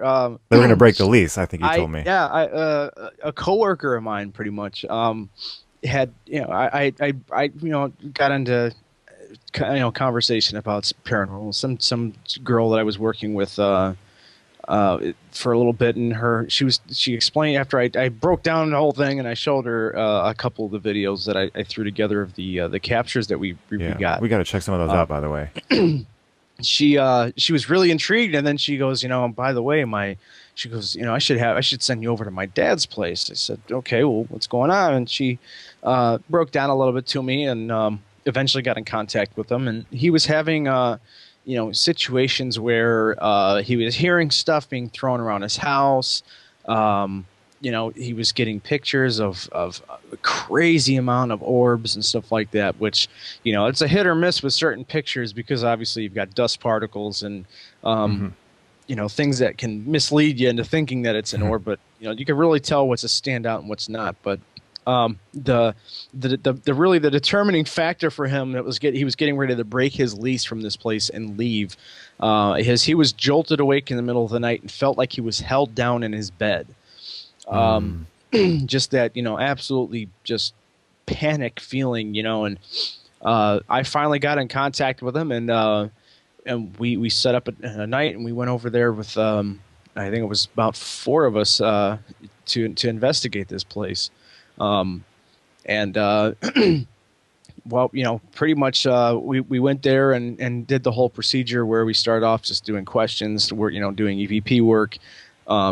Unfortunately, I just got done reviewing actually all of that, all the recordings, which it's terrible because we did that, I think, that session back in September, and I'm just now finishing up and still reviewing the video for it. But unfortunately, no EVPs were caught, and it was such a small place that, the recordings were somewhat saturated by us conducting a spirit box session in the living room downstairs, and in the bedroom upstairs I had the EVP going, and unfortunately, you could hear everybody talking downstairs, so it was really hard to tell, like, oh, was that a voice? No, it was probably just somebody speaking downstairs. So but as we were there, we started off just doing the standard questions and just trying to get some sort of responses, and going around with the K2 meter, trying to see if we get any EMF spikes.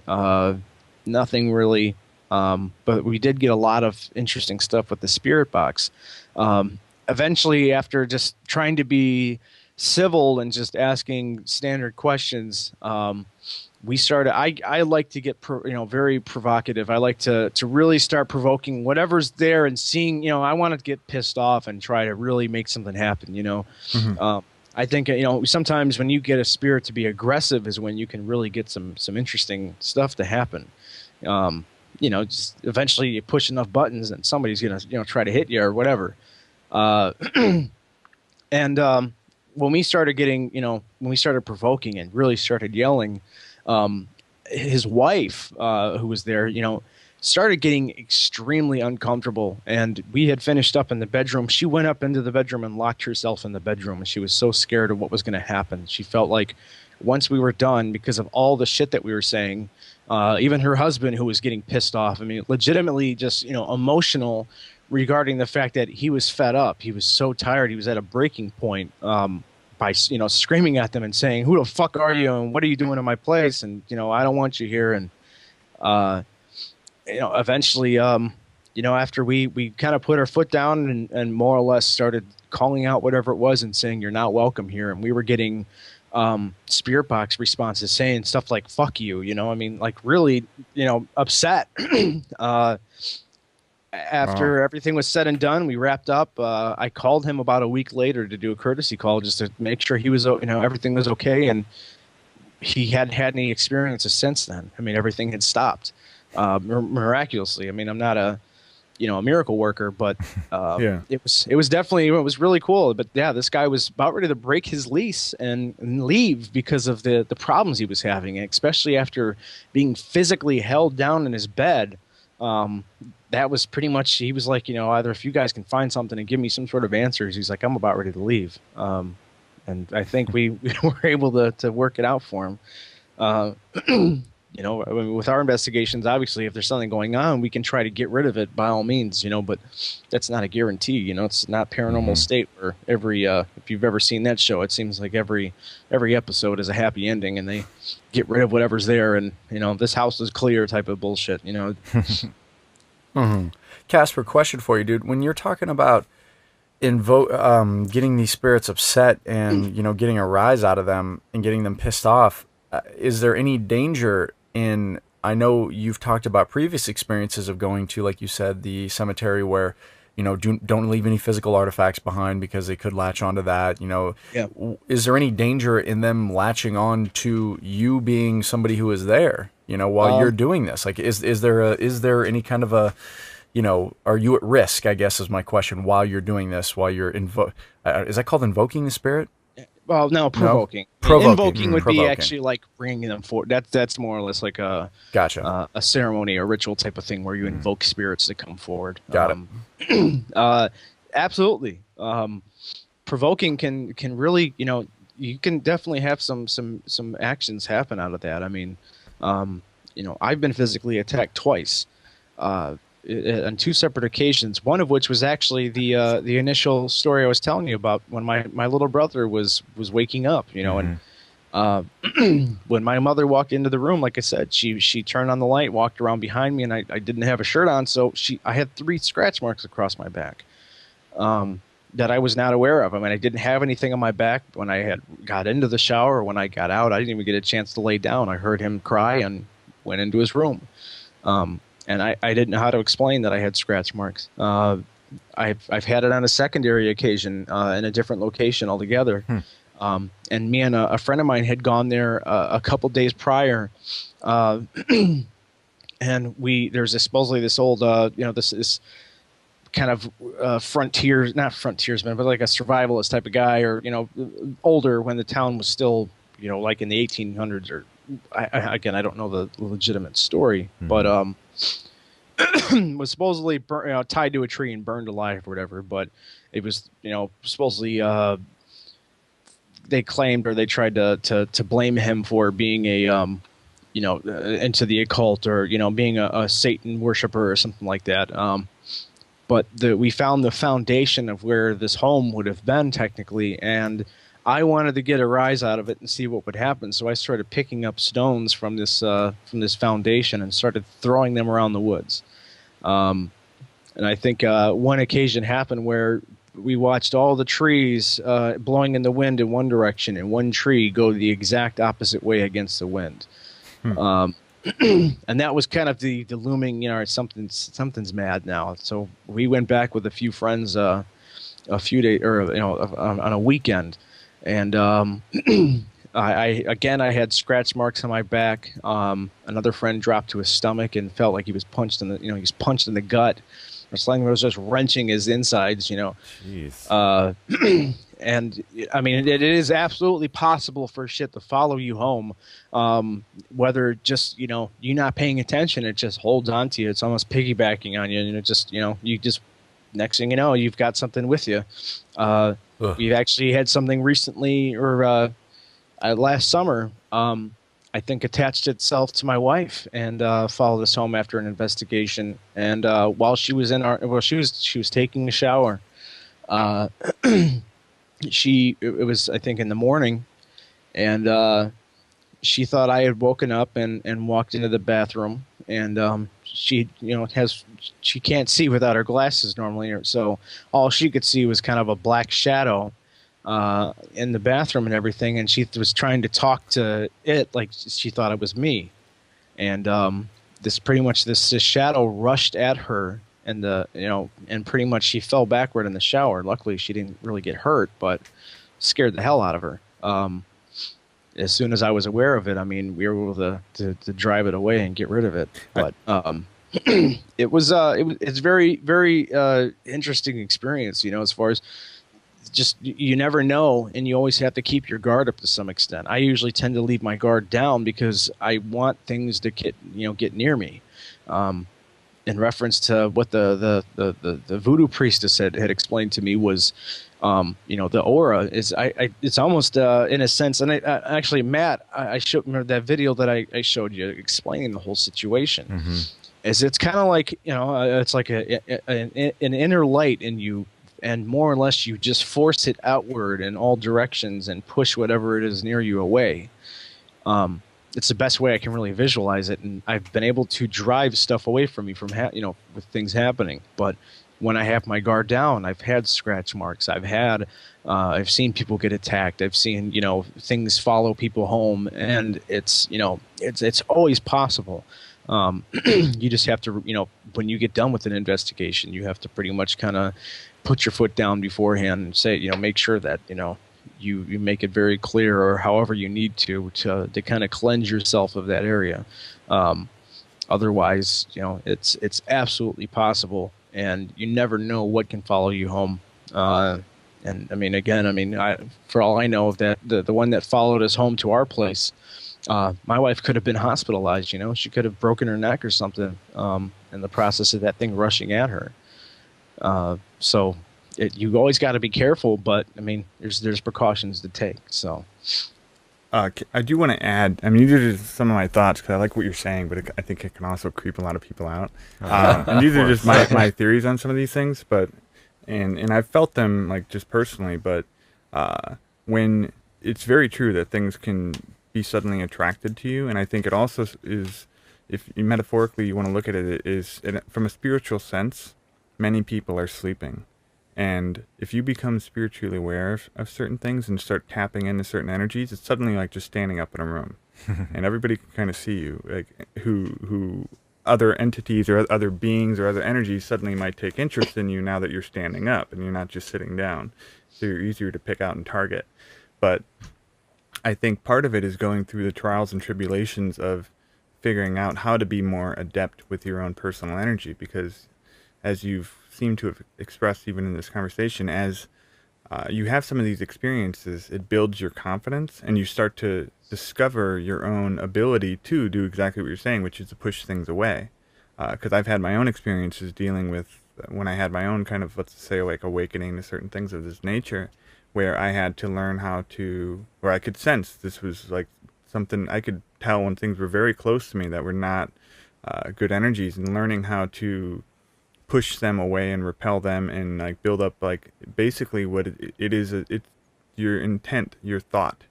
Your intent controls everything. So when you really lay out your intent, even with if somebody has like a haunting or something at their home and you're going there, the idea of cleansing it really is to just vocalize that intent in a very focused manner that you are not welcomed here. It's concentrating that energy. Yeah.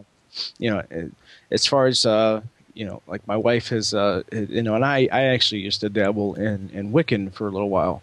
And again, it's more earth magic and things of that sort, but it does obviously attribute to, spirits and yeah. Things of that sort. It's all a matter of it's will and Mm-hmm. what you consider intent. It's what they call, it's the will of what you want. It's willing yourself to do this or willing this or that, or and that's pretty much, it's the same concept. But yeah, it's that inner will that it's more or less you're kind of fueling that energy within you, which allows you to kind of manipulate that or use it to to protect yourself and other people around you. Yeah. And I bring it up only because I think in some respects a lot of us, whether we're conscious of it or not, are being influenced by either negative or positive spiritual like beings or energies, right? And I just don't, if somebody believes that they got something going on, the sinking, and I think this goes into what we were talking about earlier, you were mentioning about demonic possession too. The reason they break you down is because of fear. Like they feed off of fear. Mm-hmm. Fear and yeah. a lack of confidence. So it's like that's part of the whole process of whittling you down to the point where you can be possessed, because you're in such a low vibratory frequency. Your energy is so low that it can actually, you can be even more, it's like almost like a negative, what do you call it, vortex going down.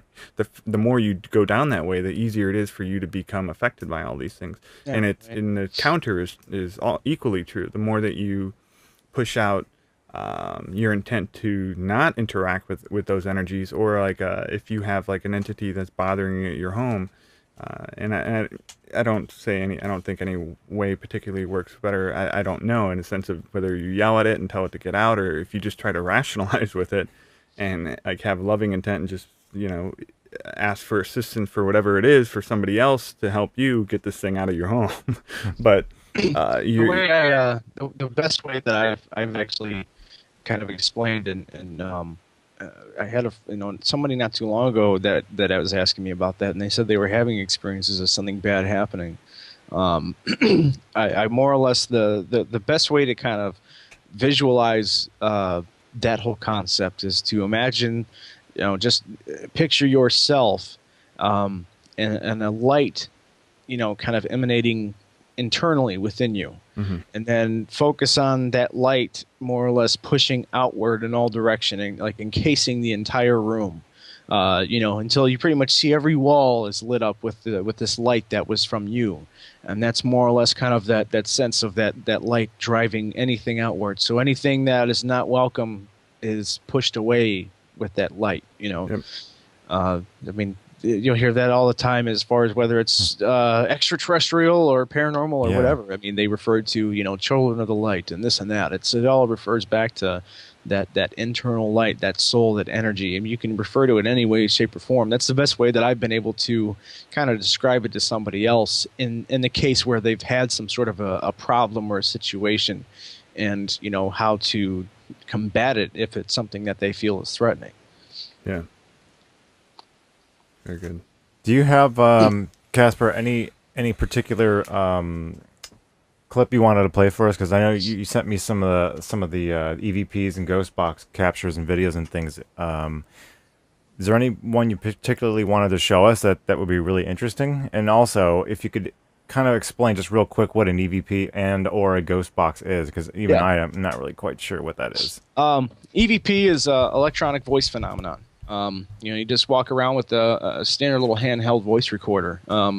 You'd use for, if you're in college and taking notes or whatever, and you need to record the lecture. It's just, that's really all it is. And pretty much we just hold it out there, and hopefully, usually you can always tell when it's something within a lower frequency. I mean, audio-wise, that you normally would, you don't hear with your own ears. Sometimes you do.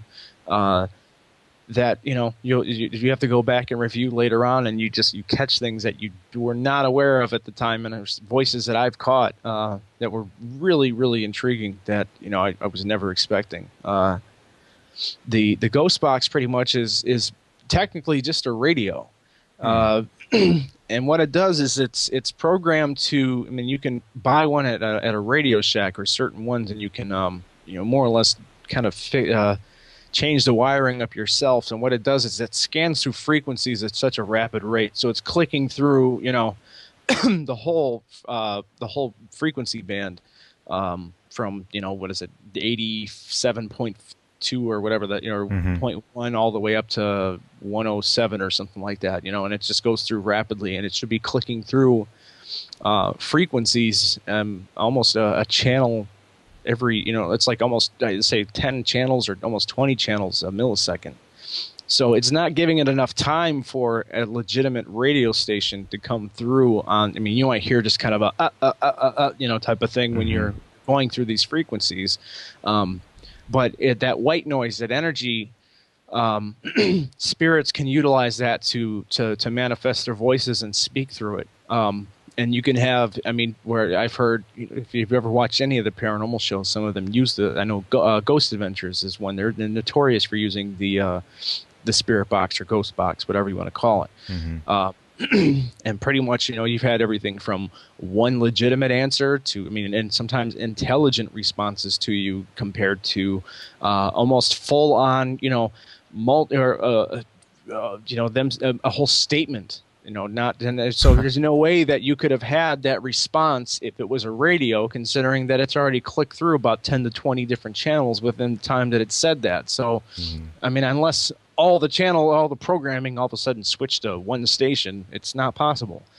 And you'll never really, you never know until you really start messing around with it. But you get these just just amazing responses sometimes with some of the places. Or some of the things that you can, just if you have the right equipment. And I'm absolutely happy that I finally invested it, because before it was just we were only going off of personal experiences. We go out there and walk around, and then you tell the story later on to somebody what you experienced, and sometimes they believe you, and sometimes you're like, oh yeah, whatever. It's probably just you being full of shit, or it's really, so it was really the next step. Is I was always intrigued about paranormal investigation, and I finally decided to create our a paranormal investigation group called Nocturnal Paranormal Group. And from that point, we're not like a widely established or anything. We've only had, I'd say, maybe a handful of legitimate investigations, but as time goes on, we've been trying to invest more into more equipment and so forth. And thank God, man, we've gotten a spirit box, and we have the voice recorders now. So in that way, we can really utilize more or capture more stuff that we probably would have never been able to. And the process is showing stuff that likewise we would have missed 100 times. As far as the EVPs are concerned. Do you have one you wanted to play, or any of the ghost box or captures you wanted to me to play? Yeah, I could throw a couple of them out there for you. Which one do you want me to play here? There's the one that's it's the Harvard warehouse. What do you want? To kind of break that one down, we were in this. It's a warehouse that's being completely renovated, and they're changing it into. I mean, I think they're making an art gallery out of it, and one half is going to be a banquet hall and so forth. They actually, while we were there, we had to wait around for about 2 or 3 hours because there was a Mexican. Wow, having a brain fart right now. Yeah, it happens when you're on air. It was a reception. It was a wedding reception, a Mexican one. So there's music playing consistently, the trombones and the horns and everything, and it was going for it seemed like it would never stop. And finally, when they did, and everybody cleared out, and then we had just a whole place to ourselves. And we were in this open area, which looked like it was going to be some sort of a lobby of some sort for another portion of this building. My wife was standing off to the side with the camera, and I had the recorder, and pretty much we heard a voice say, "What do you want?" after asking a couple questions, and we actually all heard the voice, but we thought it was my wife that actually had said this, or had said something. We didn't really make out what it was. Because of the fact that while carrying around the camera, if you bump something or if you hit something on the camera or whatever, we would make note of it on the camera. So in that way, it wasn't going back and reviewing the footage later and going, "Oh, what was that?" No, that was me. I touched the camera or did this. And she more or less, so we first just kind of disregarded it as her making a note to the camera until she actually was the one to say, "Hey, did you guys hear that?" And, actually in the clip, you'll hear us say, "Well, we thought that was you." But it's a very subtle recording. It's very, I had to really up the volume on it, so it's very staticky. But you'll hear a voice that says, "What do you want?" All right, I'm going to play that real quick.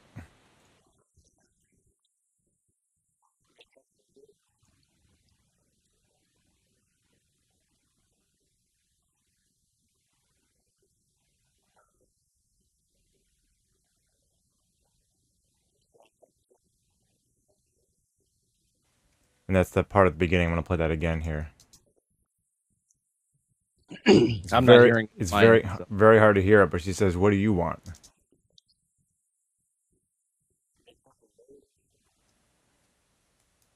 Yeah, that's crazy. So you're definitely sure that's not somebody off in another room saying that. No, Matt, play it again. Play it again. Yeah. It's in the beginning, right? We're listening for it in the beginning. The "What do you want?" Yeah. Yeah. Okay. It's like, "What do you want?" Ugh. Yeah. Did you Okay, get it I was that listening time? for it towards the end there. I was like, am I not picking this up? Okay, in the beginning, Uh, yeah. I mean, it was me, my wife, and my friend Keith. That we were the only three in that building. There was nobody else there. This is also, I think, this is about 1 or 2 o'clock in the morning. So there's nobody else around. So it wasn't, we couldn't attribute it to anything else. We had actually walked around the entire building before we entered. And the only place that was going on at that point was that reception. And we waited around until everybody cleared out because some of the places we were standing, there were windows visible, and we weren't technically supposed to be in the building, but we were able to get access into it through a friend of ours. So we were trying to keep a low profile and stay hidden away until everybody was gone. So there's no way, shape, or form that anybody would have been near that location around that time. Everybody was way long gone by that point. So it was definitely, it was an interesting one. Right after we knew that it was a woman, we started asking the woman questions. There's one point where you don't have to play that one, but there is a legitimate response where the Harvard, in that Harvard location, I'm like, "Did you used to work here? This was a factory, right?" And you hear a voice say, "Yeah," in direct response to me. The two other ones, as far as the EVPs, if you want to play, I mean, you guys can check them all out. Yeah, we got time for another one, yeah. Yeah. There's the Gates ones. Both of those are really intriguing. And they were almost right after each other. Where one, initially I'm talking about, where we're standing. We walked around on this big field, and supposedly it was a schoolhouse where I think a landscaper or the principal or something, killed a bunch of kids and stuck their heads on the pikes of the gate. Yeah. So we walked around in this woods area, and we finally found what looked like an old wooden foundation of some sort, which could have been possibly the schoolhouse. I mean, I can't verify if that was or not. But in the process of me talking about, we're standing here by this thing, you hear a voice say, "Get out of the house," or actually one that says, "Get out," in the process of me talking. And then another one, while I'm holding the recorder out, you hear it say, "Get out," or "Get out of the house." It's the second one. So let me play that first one really quick. We are out in the middle of the woods, standing right around a old wooden foundation or floor. I heard it right there in like the middle, right after. Yep. I'm gonna play that again. Hold on. We are out in the middle of the woods, standing right around a old wooden foundation or floor. That's a hard one. I'm gonna play the other one too. Get out of the house. Whoa. Creepy. Get out of the house. Yeah. It's interesting. Yeah, I'm really curious to see some of the footage you got from the apartment or whatever where you went and told that spirit to leave. When you went, I just got everything installed on my system again, so I'm in the. I have my camera sitting in front of me right now, and I'm going through the footage of that investigation because I'm hoping that I've got something from that. Whereas unfortunately, all the audio and the EVPs and everything were nothing. But I think we had some really interesting responses through the spirit box, which I'm hoping we've got on camera. Unfortunately, I've already been reviewing some of this, and the tape that we have, the beginning of it, where I was going to have an interview with the homeowners. Unfortunately, the tape is somewhat corrupted. It's got some issues. So it's so funny. Like in a lot of study I've had with. Like reading people's regressive hypnosis studies, because or when they put people in like a somnambulistic state, where you're basically in an altered state of consciousness, but they can interact with you, whatever.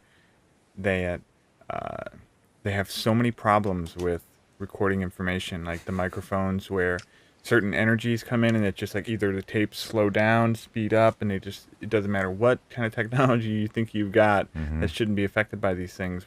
It's almost like when you put people into these altered states of consciousness, it draws like a certain kind of current through them, and it just affects things of an electronic nature. It just fun. And that occurs all the time with with investigations as well. You'll hear it across the board.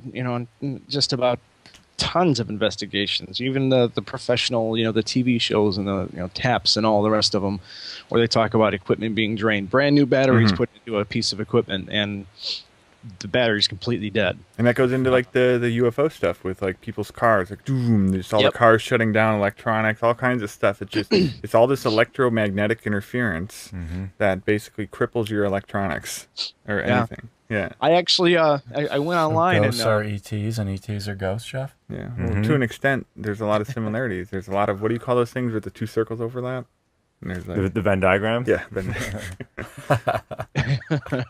What was so funny was, and it's not funny, but when you mention heads on pikes, like it just made me think of, there was a day and age not too long ago where that was Tuesday. That was a warning sign. That was a warning sign in your land. Like, don't fucking come over here, because this is what we do to people who come over here. But it would be no different from right now. Where it's just like, hey, there's some graffiti over there. You and I would just look at it. It's like if you go back far enough, we'd just be riding our horses, like, oh, we're over here to see Matt, and be like, oh, some shit must have gone down over there at Joe's house because it's got some heads on pikes. We're like, well, we'll out by the mailbox. We'll stop by there later and make sure everything's all right. Yeah. But that was just, the normal. Well, we also had public beheadings. We had public stonings. We still do. You're right. We still do have these things. That's crazy too when you think of that.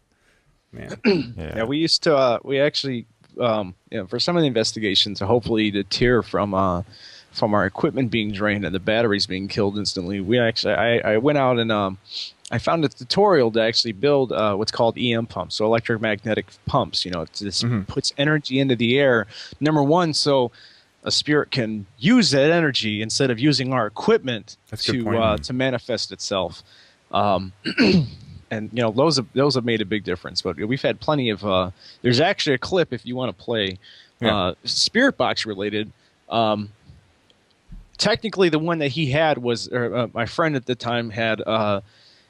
They rigged up a radio from Radio Shack and changed flip the wiring around on it so it has a lock feature on it.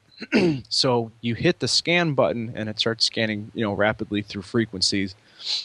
There is in no way, shape, or form that it should ever stop scanning unless you hit the button to stop it. We had, I mean, you could probably go through almost all of those with the Round Lake one, but it's the one where it says hello and then the radio scream, and pretty much what happened was, number one, we had this this voice that I actually thought said, "I'm going to make you hurt," initially, but I found out we actually got a ghetto ghost. As odd as that sounds, because I just going back and reviewing the footage to give the Matt.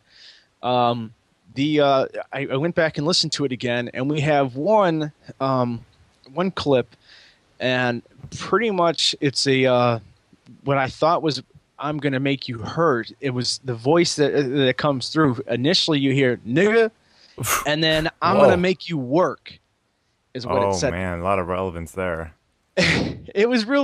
I mean, as much as I'm not trying to be. It's not not throwing out the N word for no reason, but that was the word that we got to come through. Yeah. On the spirit box, and then another time we asked another question or something about like, do you want to speak to us or whatever, and a voice said, "Fuck that."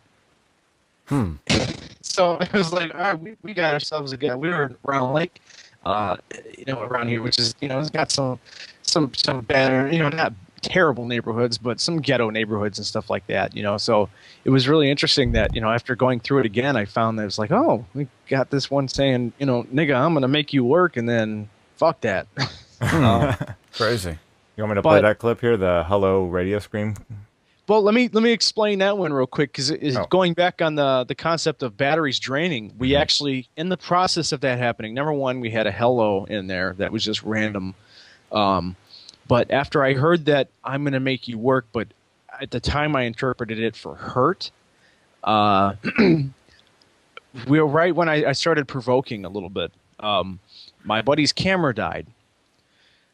So as soon as you see it, goes, "Oh, it's dead." I said, "Oh, okay. Well, since you're pulling energy, why don't you do something else?" And right at that moment, in a direct response, the ghost box stopped scanning and got stuck on one frequency that we hadn't heard from that point, which was this, like screaming tone, radio tone that we never heard before, and pretty much was me saying, I'm like, you're not scaring me, but it was a little creepy, it's just this weird sound that we hadn't heard through the radio beforehand. I already got chills going through my body just talking about it. You'll see what I'm saying. You'll see what I'm saying when you hear it. All right, I'll play it.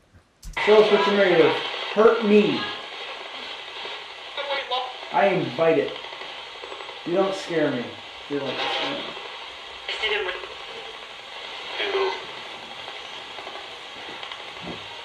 you just died. Huh. All right, well, if you're pulling energy, then come on.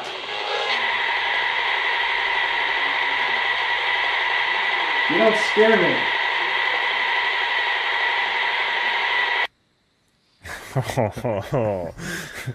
That's a little freaky. Yeah, exactly. When it's just scanning through random little bits of information, and once in a while it'll lock onto a keyword like hello, and then when you provoke it like you did, it just gives you that screaming white noise sound. That's one of the things that we love to do, is I really try to draw out, spirit string investigation by, initially we try to play nice. But for me, I'm all about aggressive, go balls to the wall and just get a response, and hopefully I can draw something out. And if there's a negative spirit, that's honestly, I want to call those out. I want to get them to show themselves. There's that one that's the gates, the same one where supposedly the heads were in a pike and stuff like that. I asked a question. I said, "Is there anyone here you don't like?" And in response, we hear, "Yeah." And I go, "Oh, that was clear as day," Oh, that's funny. I think it's cool that you've got like the science behind all this stuff, and it reminds me of that just like that movie. As we were just talking about doing all this stuff, it reminds me of that movie Constantine. And I love that movie. we were just watching that like last week. But it's that whole good cop, bad cop nature of trying to go in there and be nice to him, and then okay, if this isn't gonna work, I'm gonna do something. Well, cool. Jason, it's been a pleasure having you on the show. I feel like we could keep going. There's so many good stories to tell, and I really would Absolutely. love to play more of these clips, dude. But we're just out of time, Yeah. unfortunately. Well, check them out when you guys get the time. Go through them and listen to them. Look at the videos too. Anybody Yeah. that listens to the podcast, check out, just search Nocturnal Paranormal Group. There'll be a lot more footage and so forth that'll be put up in due time. It just takes, unfortunately, between work and other priorities, the putting out the content is not as quick as I'd like it to be. But Yeah. Well, we here at the Cosmic Sandbox understand that a lot. Absolutely. Sure. But I'm glad everything worked out where we could actually, all meet up at the same time and chat with you. It's been fun, Man. dude. It's been a lot of fun. Absolutely, Thank you so man. much, Kasper. great talking. Yeah, to thanks you for coming guys. on. Yeah, man, thanks for having me. I'd love to do it again sometime. Definitely. For sure.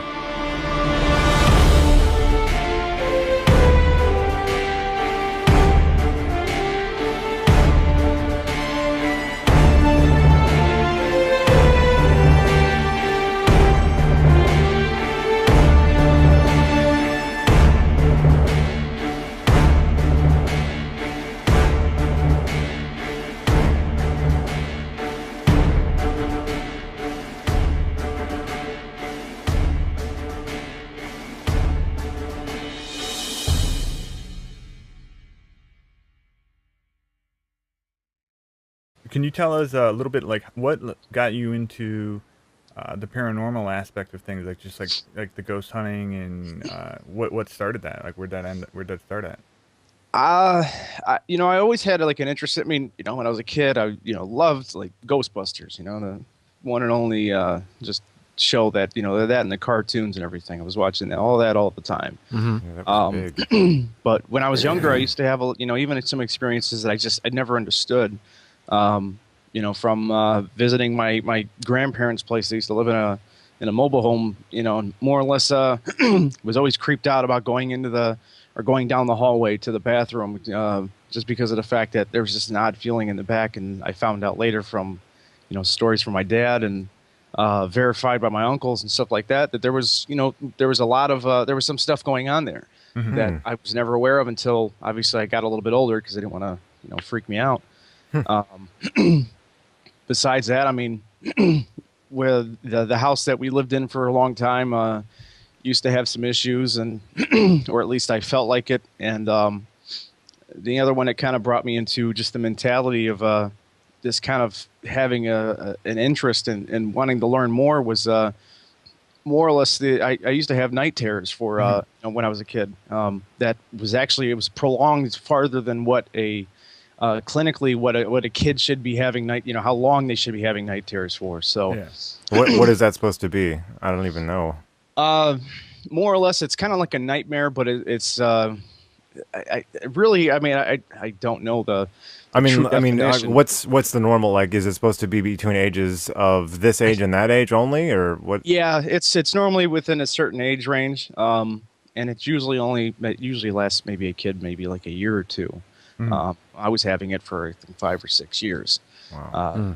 I would wake up or actually I wouldn't even wake up. I would jump out of bed in the middle of the night, screaming and just rambling and not making any sense, putting myself at danger. As far as I had a bunk bed when I was a child, and almost a couple times just literally jumped off of the bunk bed, or could have broken my neck, and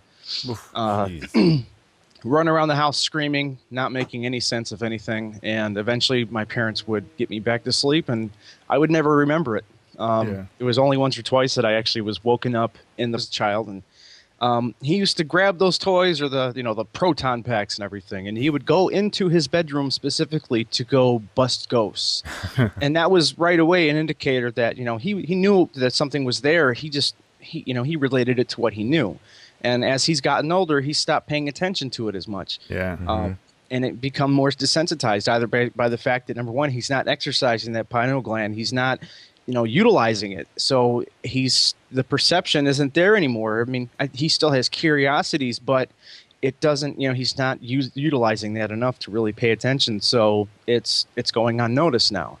It happens, I think, way too often with kids, and most of them just don't want to don't really want to look further into it, or they're just told, they're convinced by their family. Yeah, rightfully so. I think there's a big disconnect between, unfortunately, with many parents dealing with kids who say that they're seeing things or experiencing things, and then the parents telling them, well, that's not true.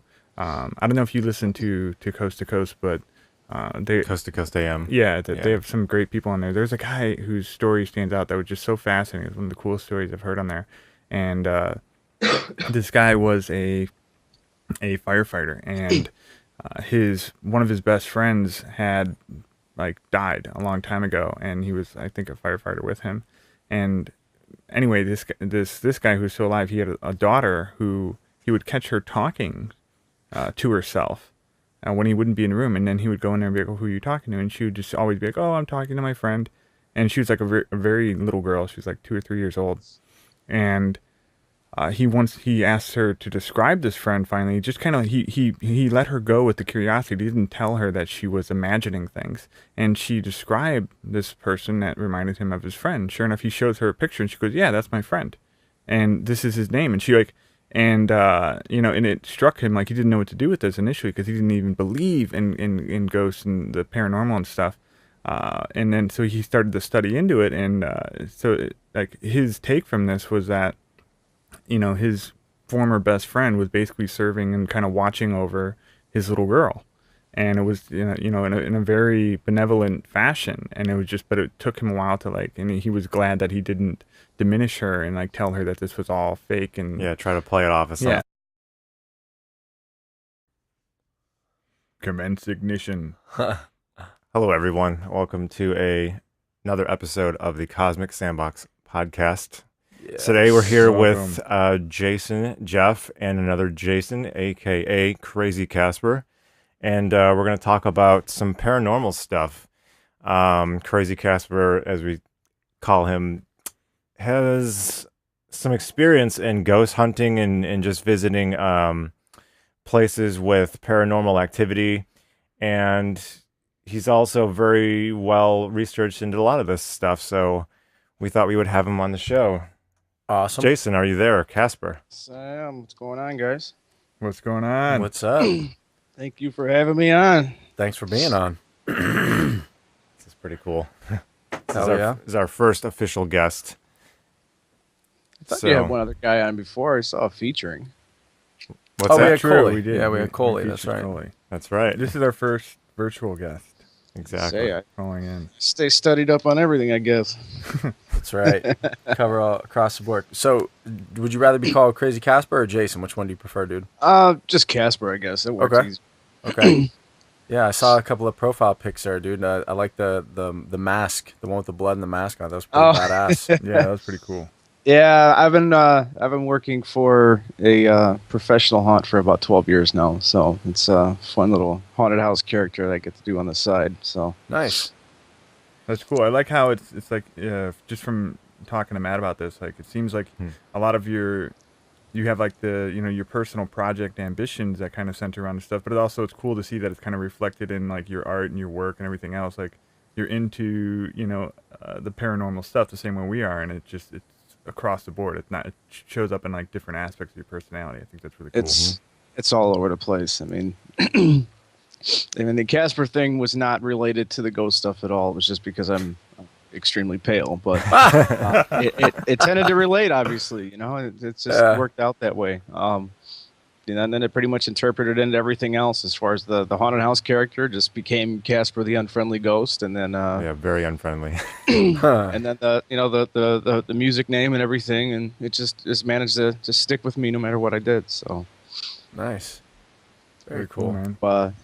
To experiencing paranormal activity. I mean, as far as number one, you haven't trained your mind. I mean, it also refers to the pineal gland. Mm-hmm. As far as it goes, I mean, the older you get, the more time you've had to either the calcify it or not work that muscle out. Whereas kids, everything's still very active and very it's still developing to a certain extent. I have a younger brother, for instance. The house that my family lives at now, he pretty much has grown up in. he was having experiences as a child, as a young kid, and having stuff happen that it just more or less it really kind of solidified my thought about that because of the fact that number one, yeah, you haven't really had a chance to, there's not, they haven't learned that the logic sense or a way to just kind of shut it off or ignore it. They focus on everything. My brother would wake up in the middle of the night, having dreams or whatever, and then would just, I think the one instance I had was, I went into his room. I just got out of a shower. I threw on some shorts or something. Didn't even get a chance to lay down. I went into his bed after hearing him, not into his bed. I went to his bedroom after hearing him having, just kind of waking up, screaming, crying, stuff like that. And knelt down. At the time, he had a, real car bed type of thing that was low to the ground. And I just had this weird feeling because he was sitting up and he wasn't responding to me as I was asking him what was wrong. But the entire time he was looking over my shoulder. And eventually, my mother, she ended up coming upstairs because they had a baby monitor still situated in the room, and she turned on the light, walked around behind me, and I had scratch marks on my back from I didn't even feel anything, but the whole time I had this odd, just very bothered feeling that something was going on, and he was looking right at it the entire time. Wow. And, I didn't have anything on my back beforehand, nothing had happened, that I was aware of. And, it just, that was the kind of the beginning of it. And I started paying more attention to it. My mom went on some eBay spree and bought Ghostbusters toys, the stuff that I had when I was in the process of having a night terror that I recall, having just instances of, actually having it. But besides that, I never recalled having it. The next day, my parents would tell me you had another night terror. And I had, never was clueless, had no idea. Jesus, man. Damn. I just remember, very odd visions and very odd just, things that I saw, or at least kind of recalled in the dream portion of it, which was, very creepy, to say the least. I mean, maybe that's kind of led to what I am now, but, So that kind of sparked some kind of interest in wanting to know what the hell that was, basically, right? Yeah. It was a lot of just, curiosities as to, what was I seeing? And just it really opened my mind to just, other things. I mean, I don't know how to really break it down in a sense that the stuff that I saw made me just question, what was I really seeing? Was it just a dream or was it something else? Yeah. And, it actually kind of was, I guess it did kind of relate, I think, in some way to, a little more for, the perception aspect of it. So, Kasper, let me ask you something like this. One of my theories with certain things is that kids, when basically children are much more sensitive, in my opinion, to absolutely paranormal stuff. And I even now, like I'm 30 years old, it's hard to put myself back into the mindset of being a kid. But when I've read stories about how a lot of kids are sometimes able to see things or feel, sense energies at different frequencies. Let's say it's like a ghost, something paranormal. And as you age, you basically become desensitized to that. And it's a lot of, parents telling you, oh, these things don't exist, that doesn't exist. So you basically start to edit it out of your reality. Do you remember personally as a kid, like when you talked about like going down that hallway and you could sense things, like I feel a little bit, when you said that, it jarred something in my mind that, yeah, mine too, yeah, like that when I was a kid, I could be around places and I was more sensitive to the energies. Yeah. Like I could sense that this was a creepy place or that wasn't, but maybe I'm not so, well, now I can today, I think more, but I couldn't for a long time. Like I couldn't do that kind of stuff. And I'm just curious what your thoughts are on that. It's absolutely true. I mean, I really don't think there's any way around it. Kids are definitely more susceptible to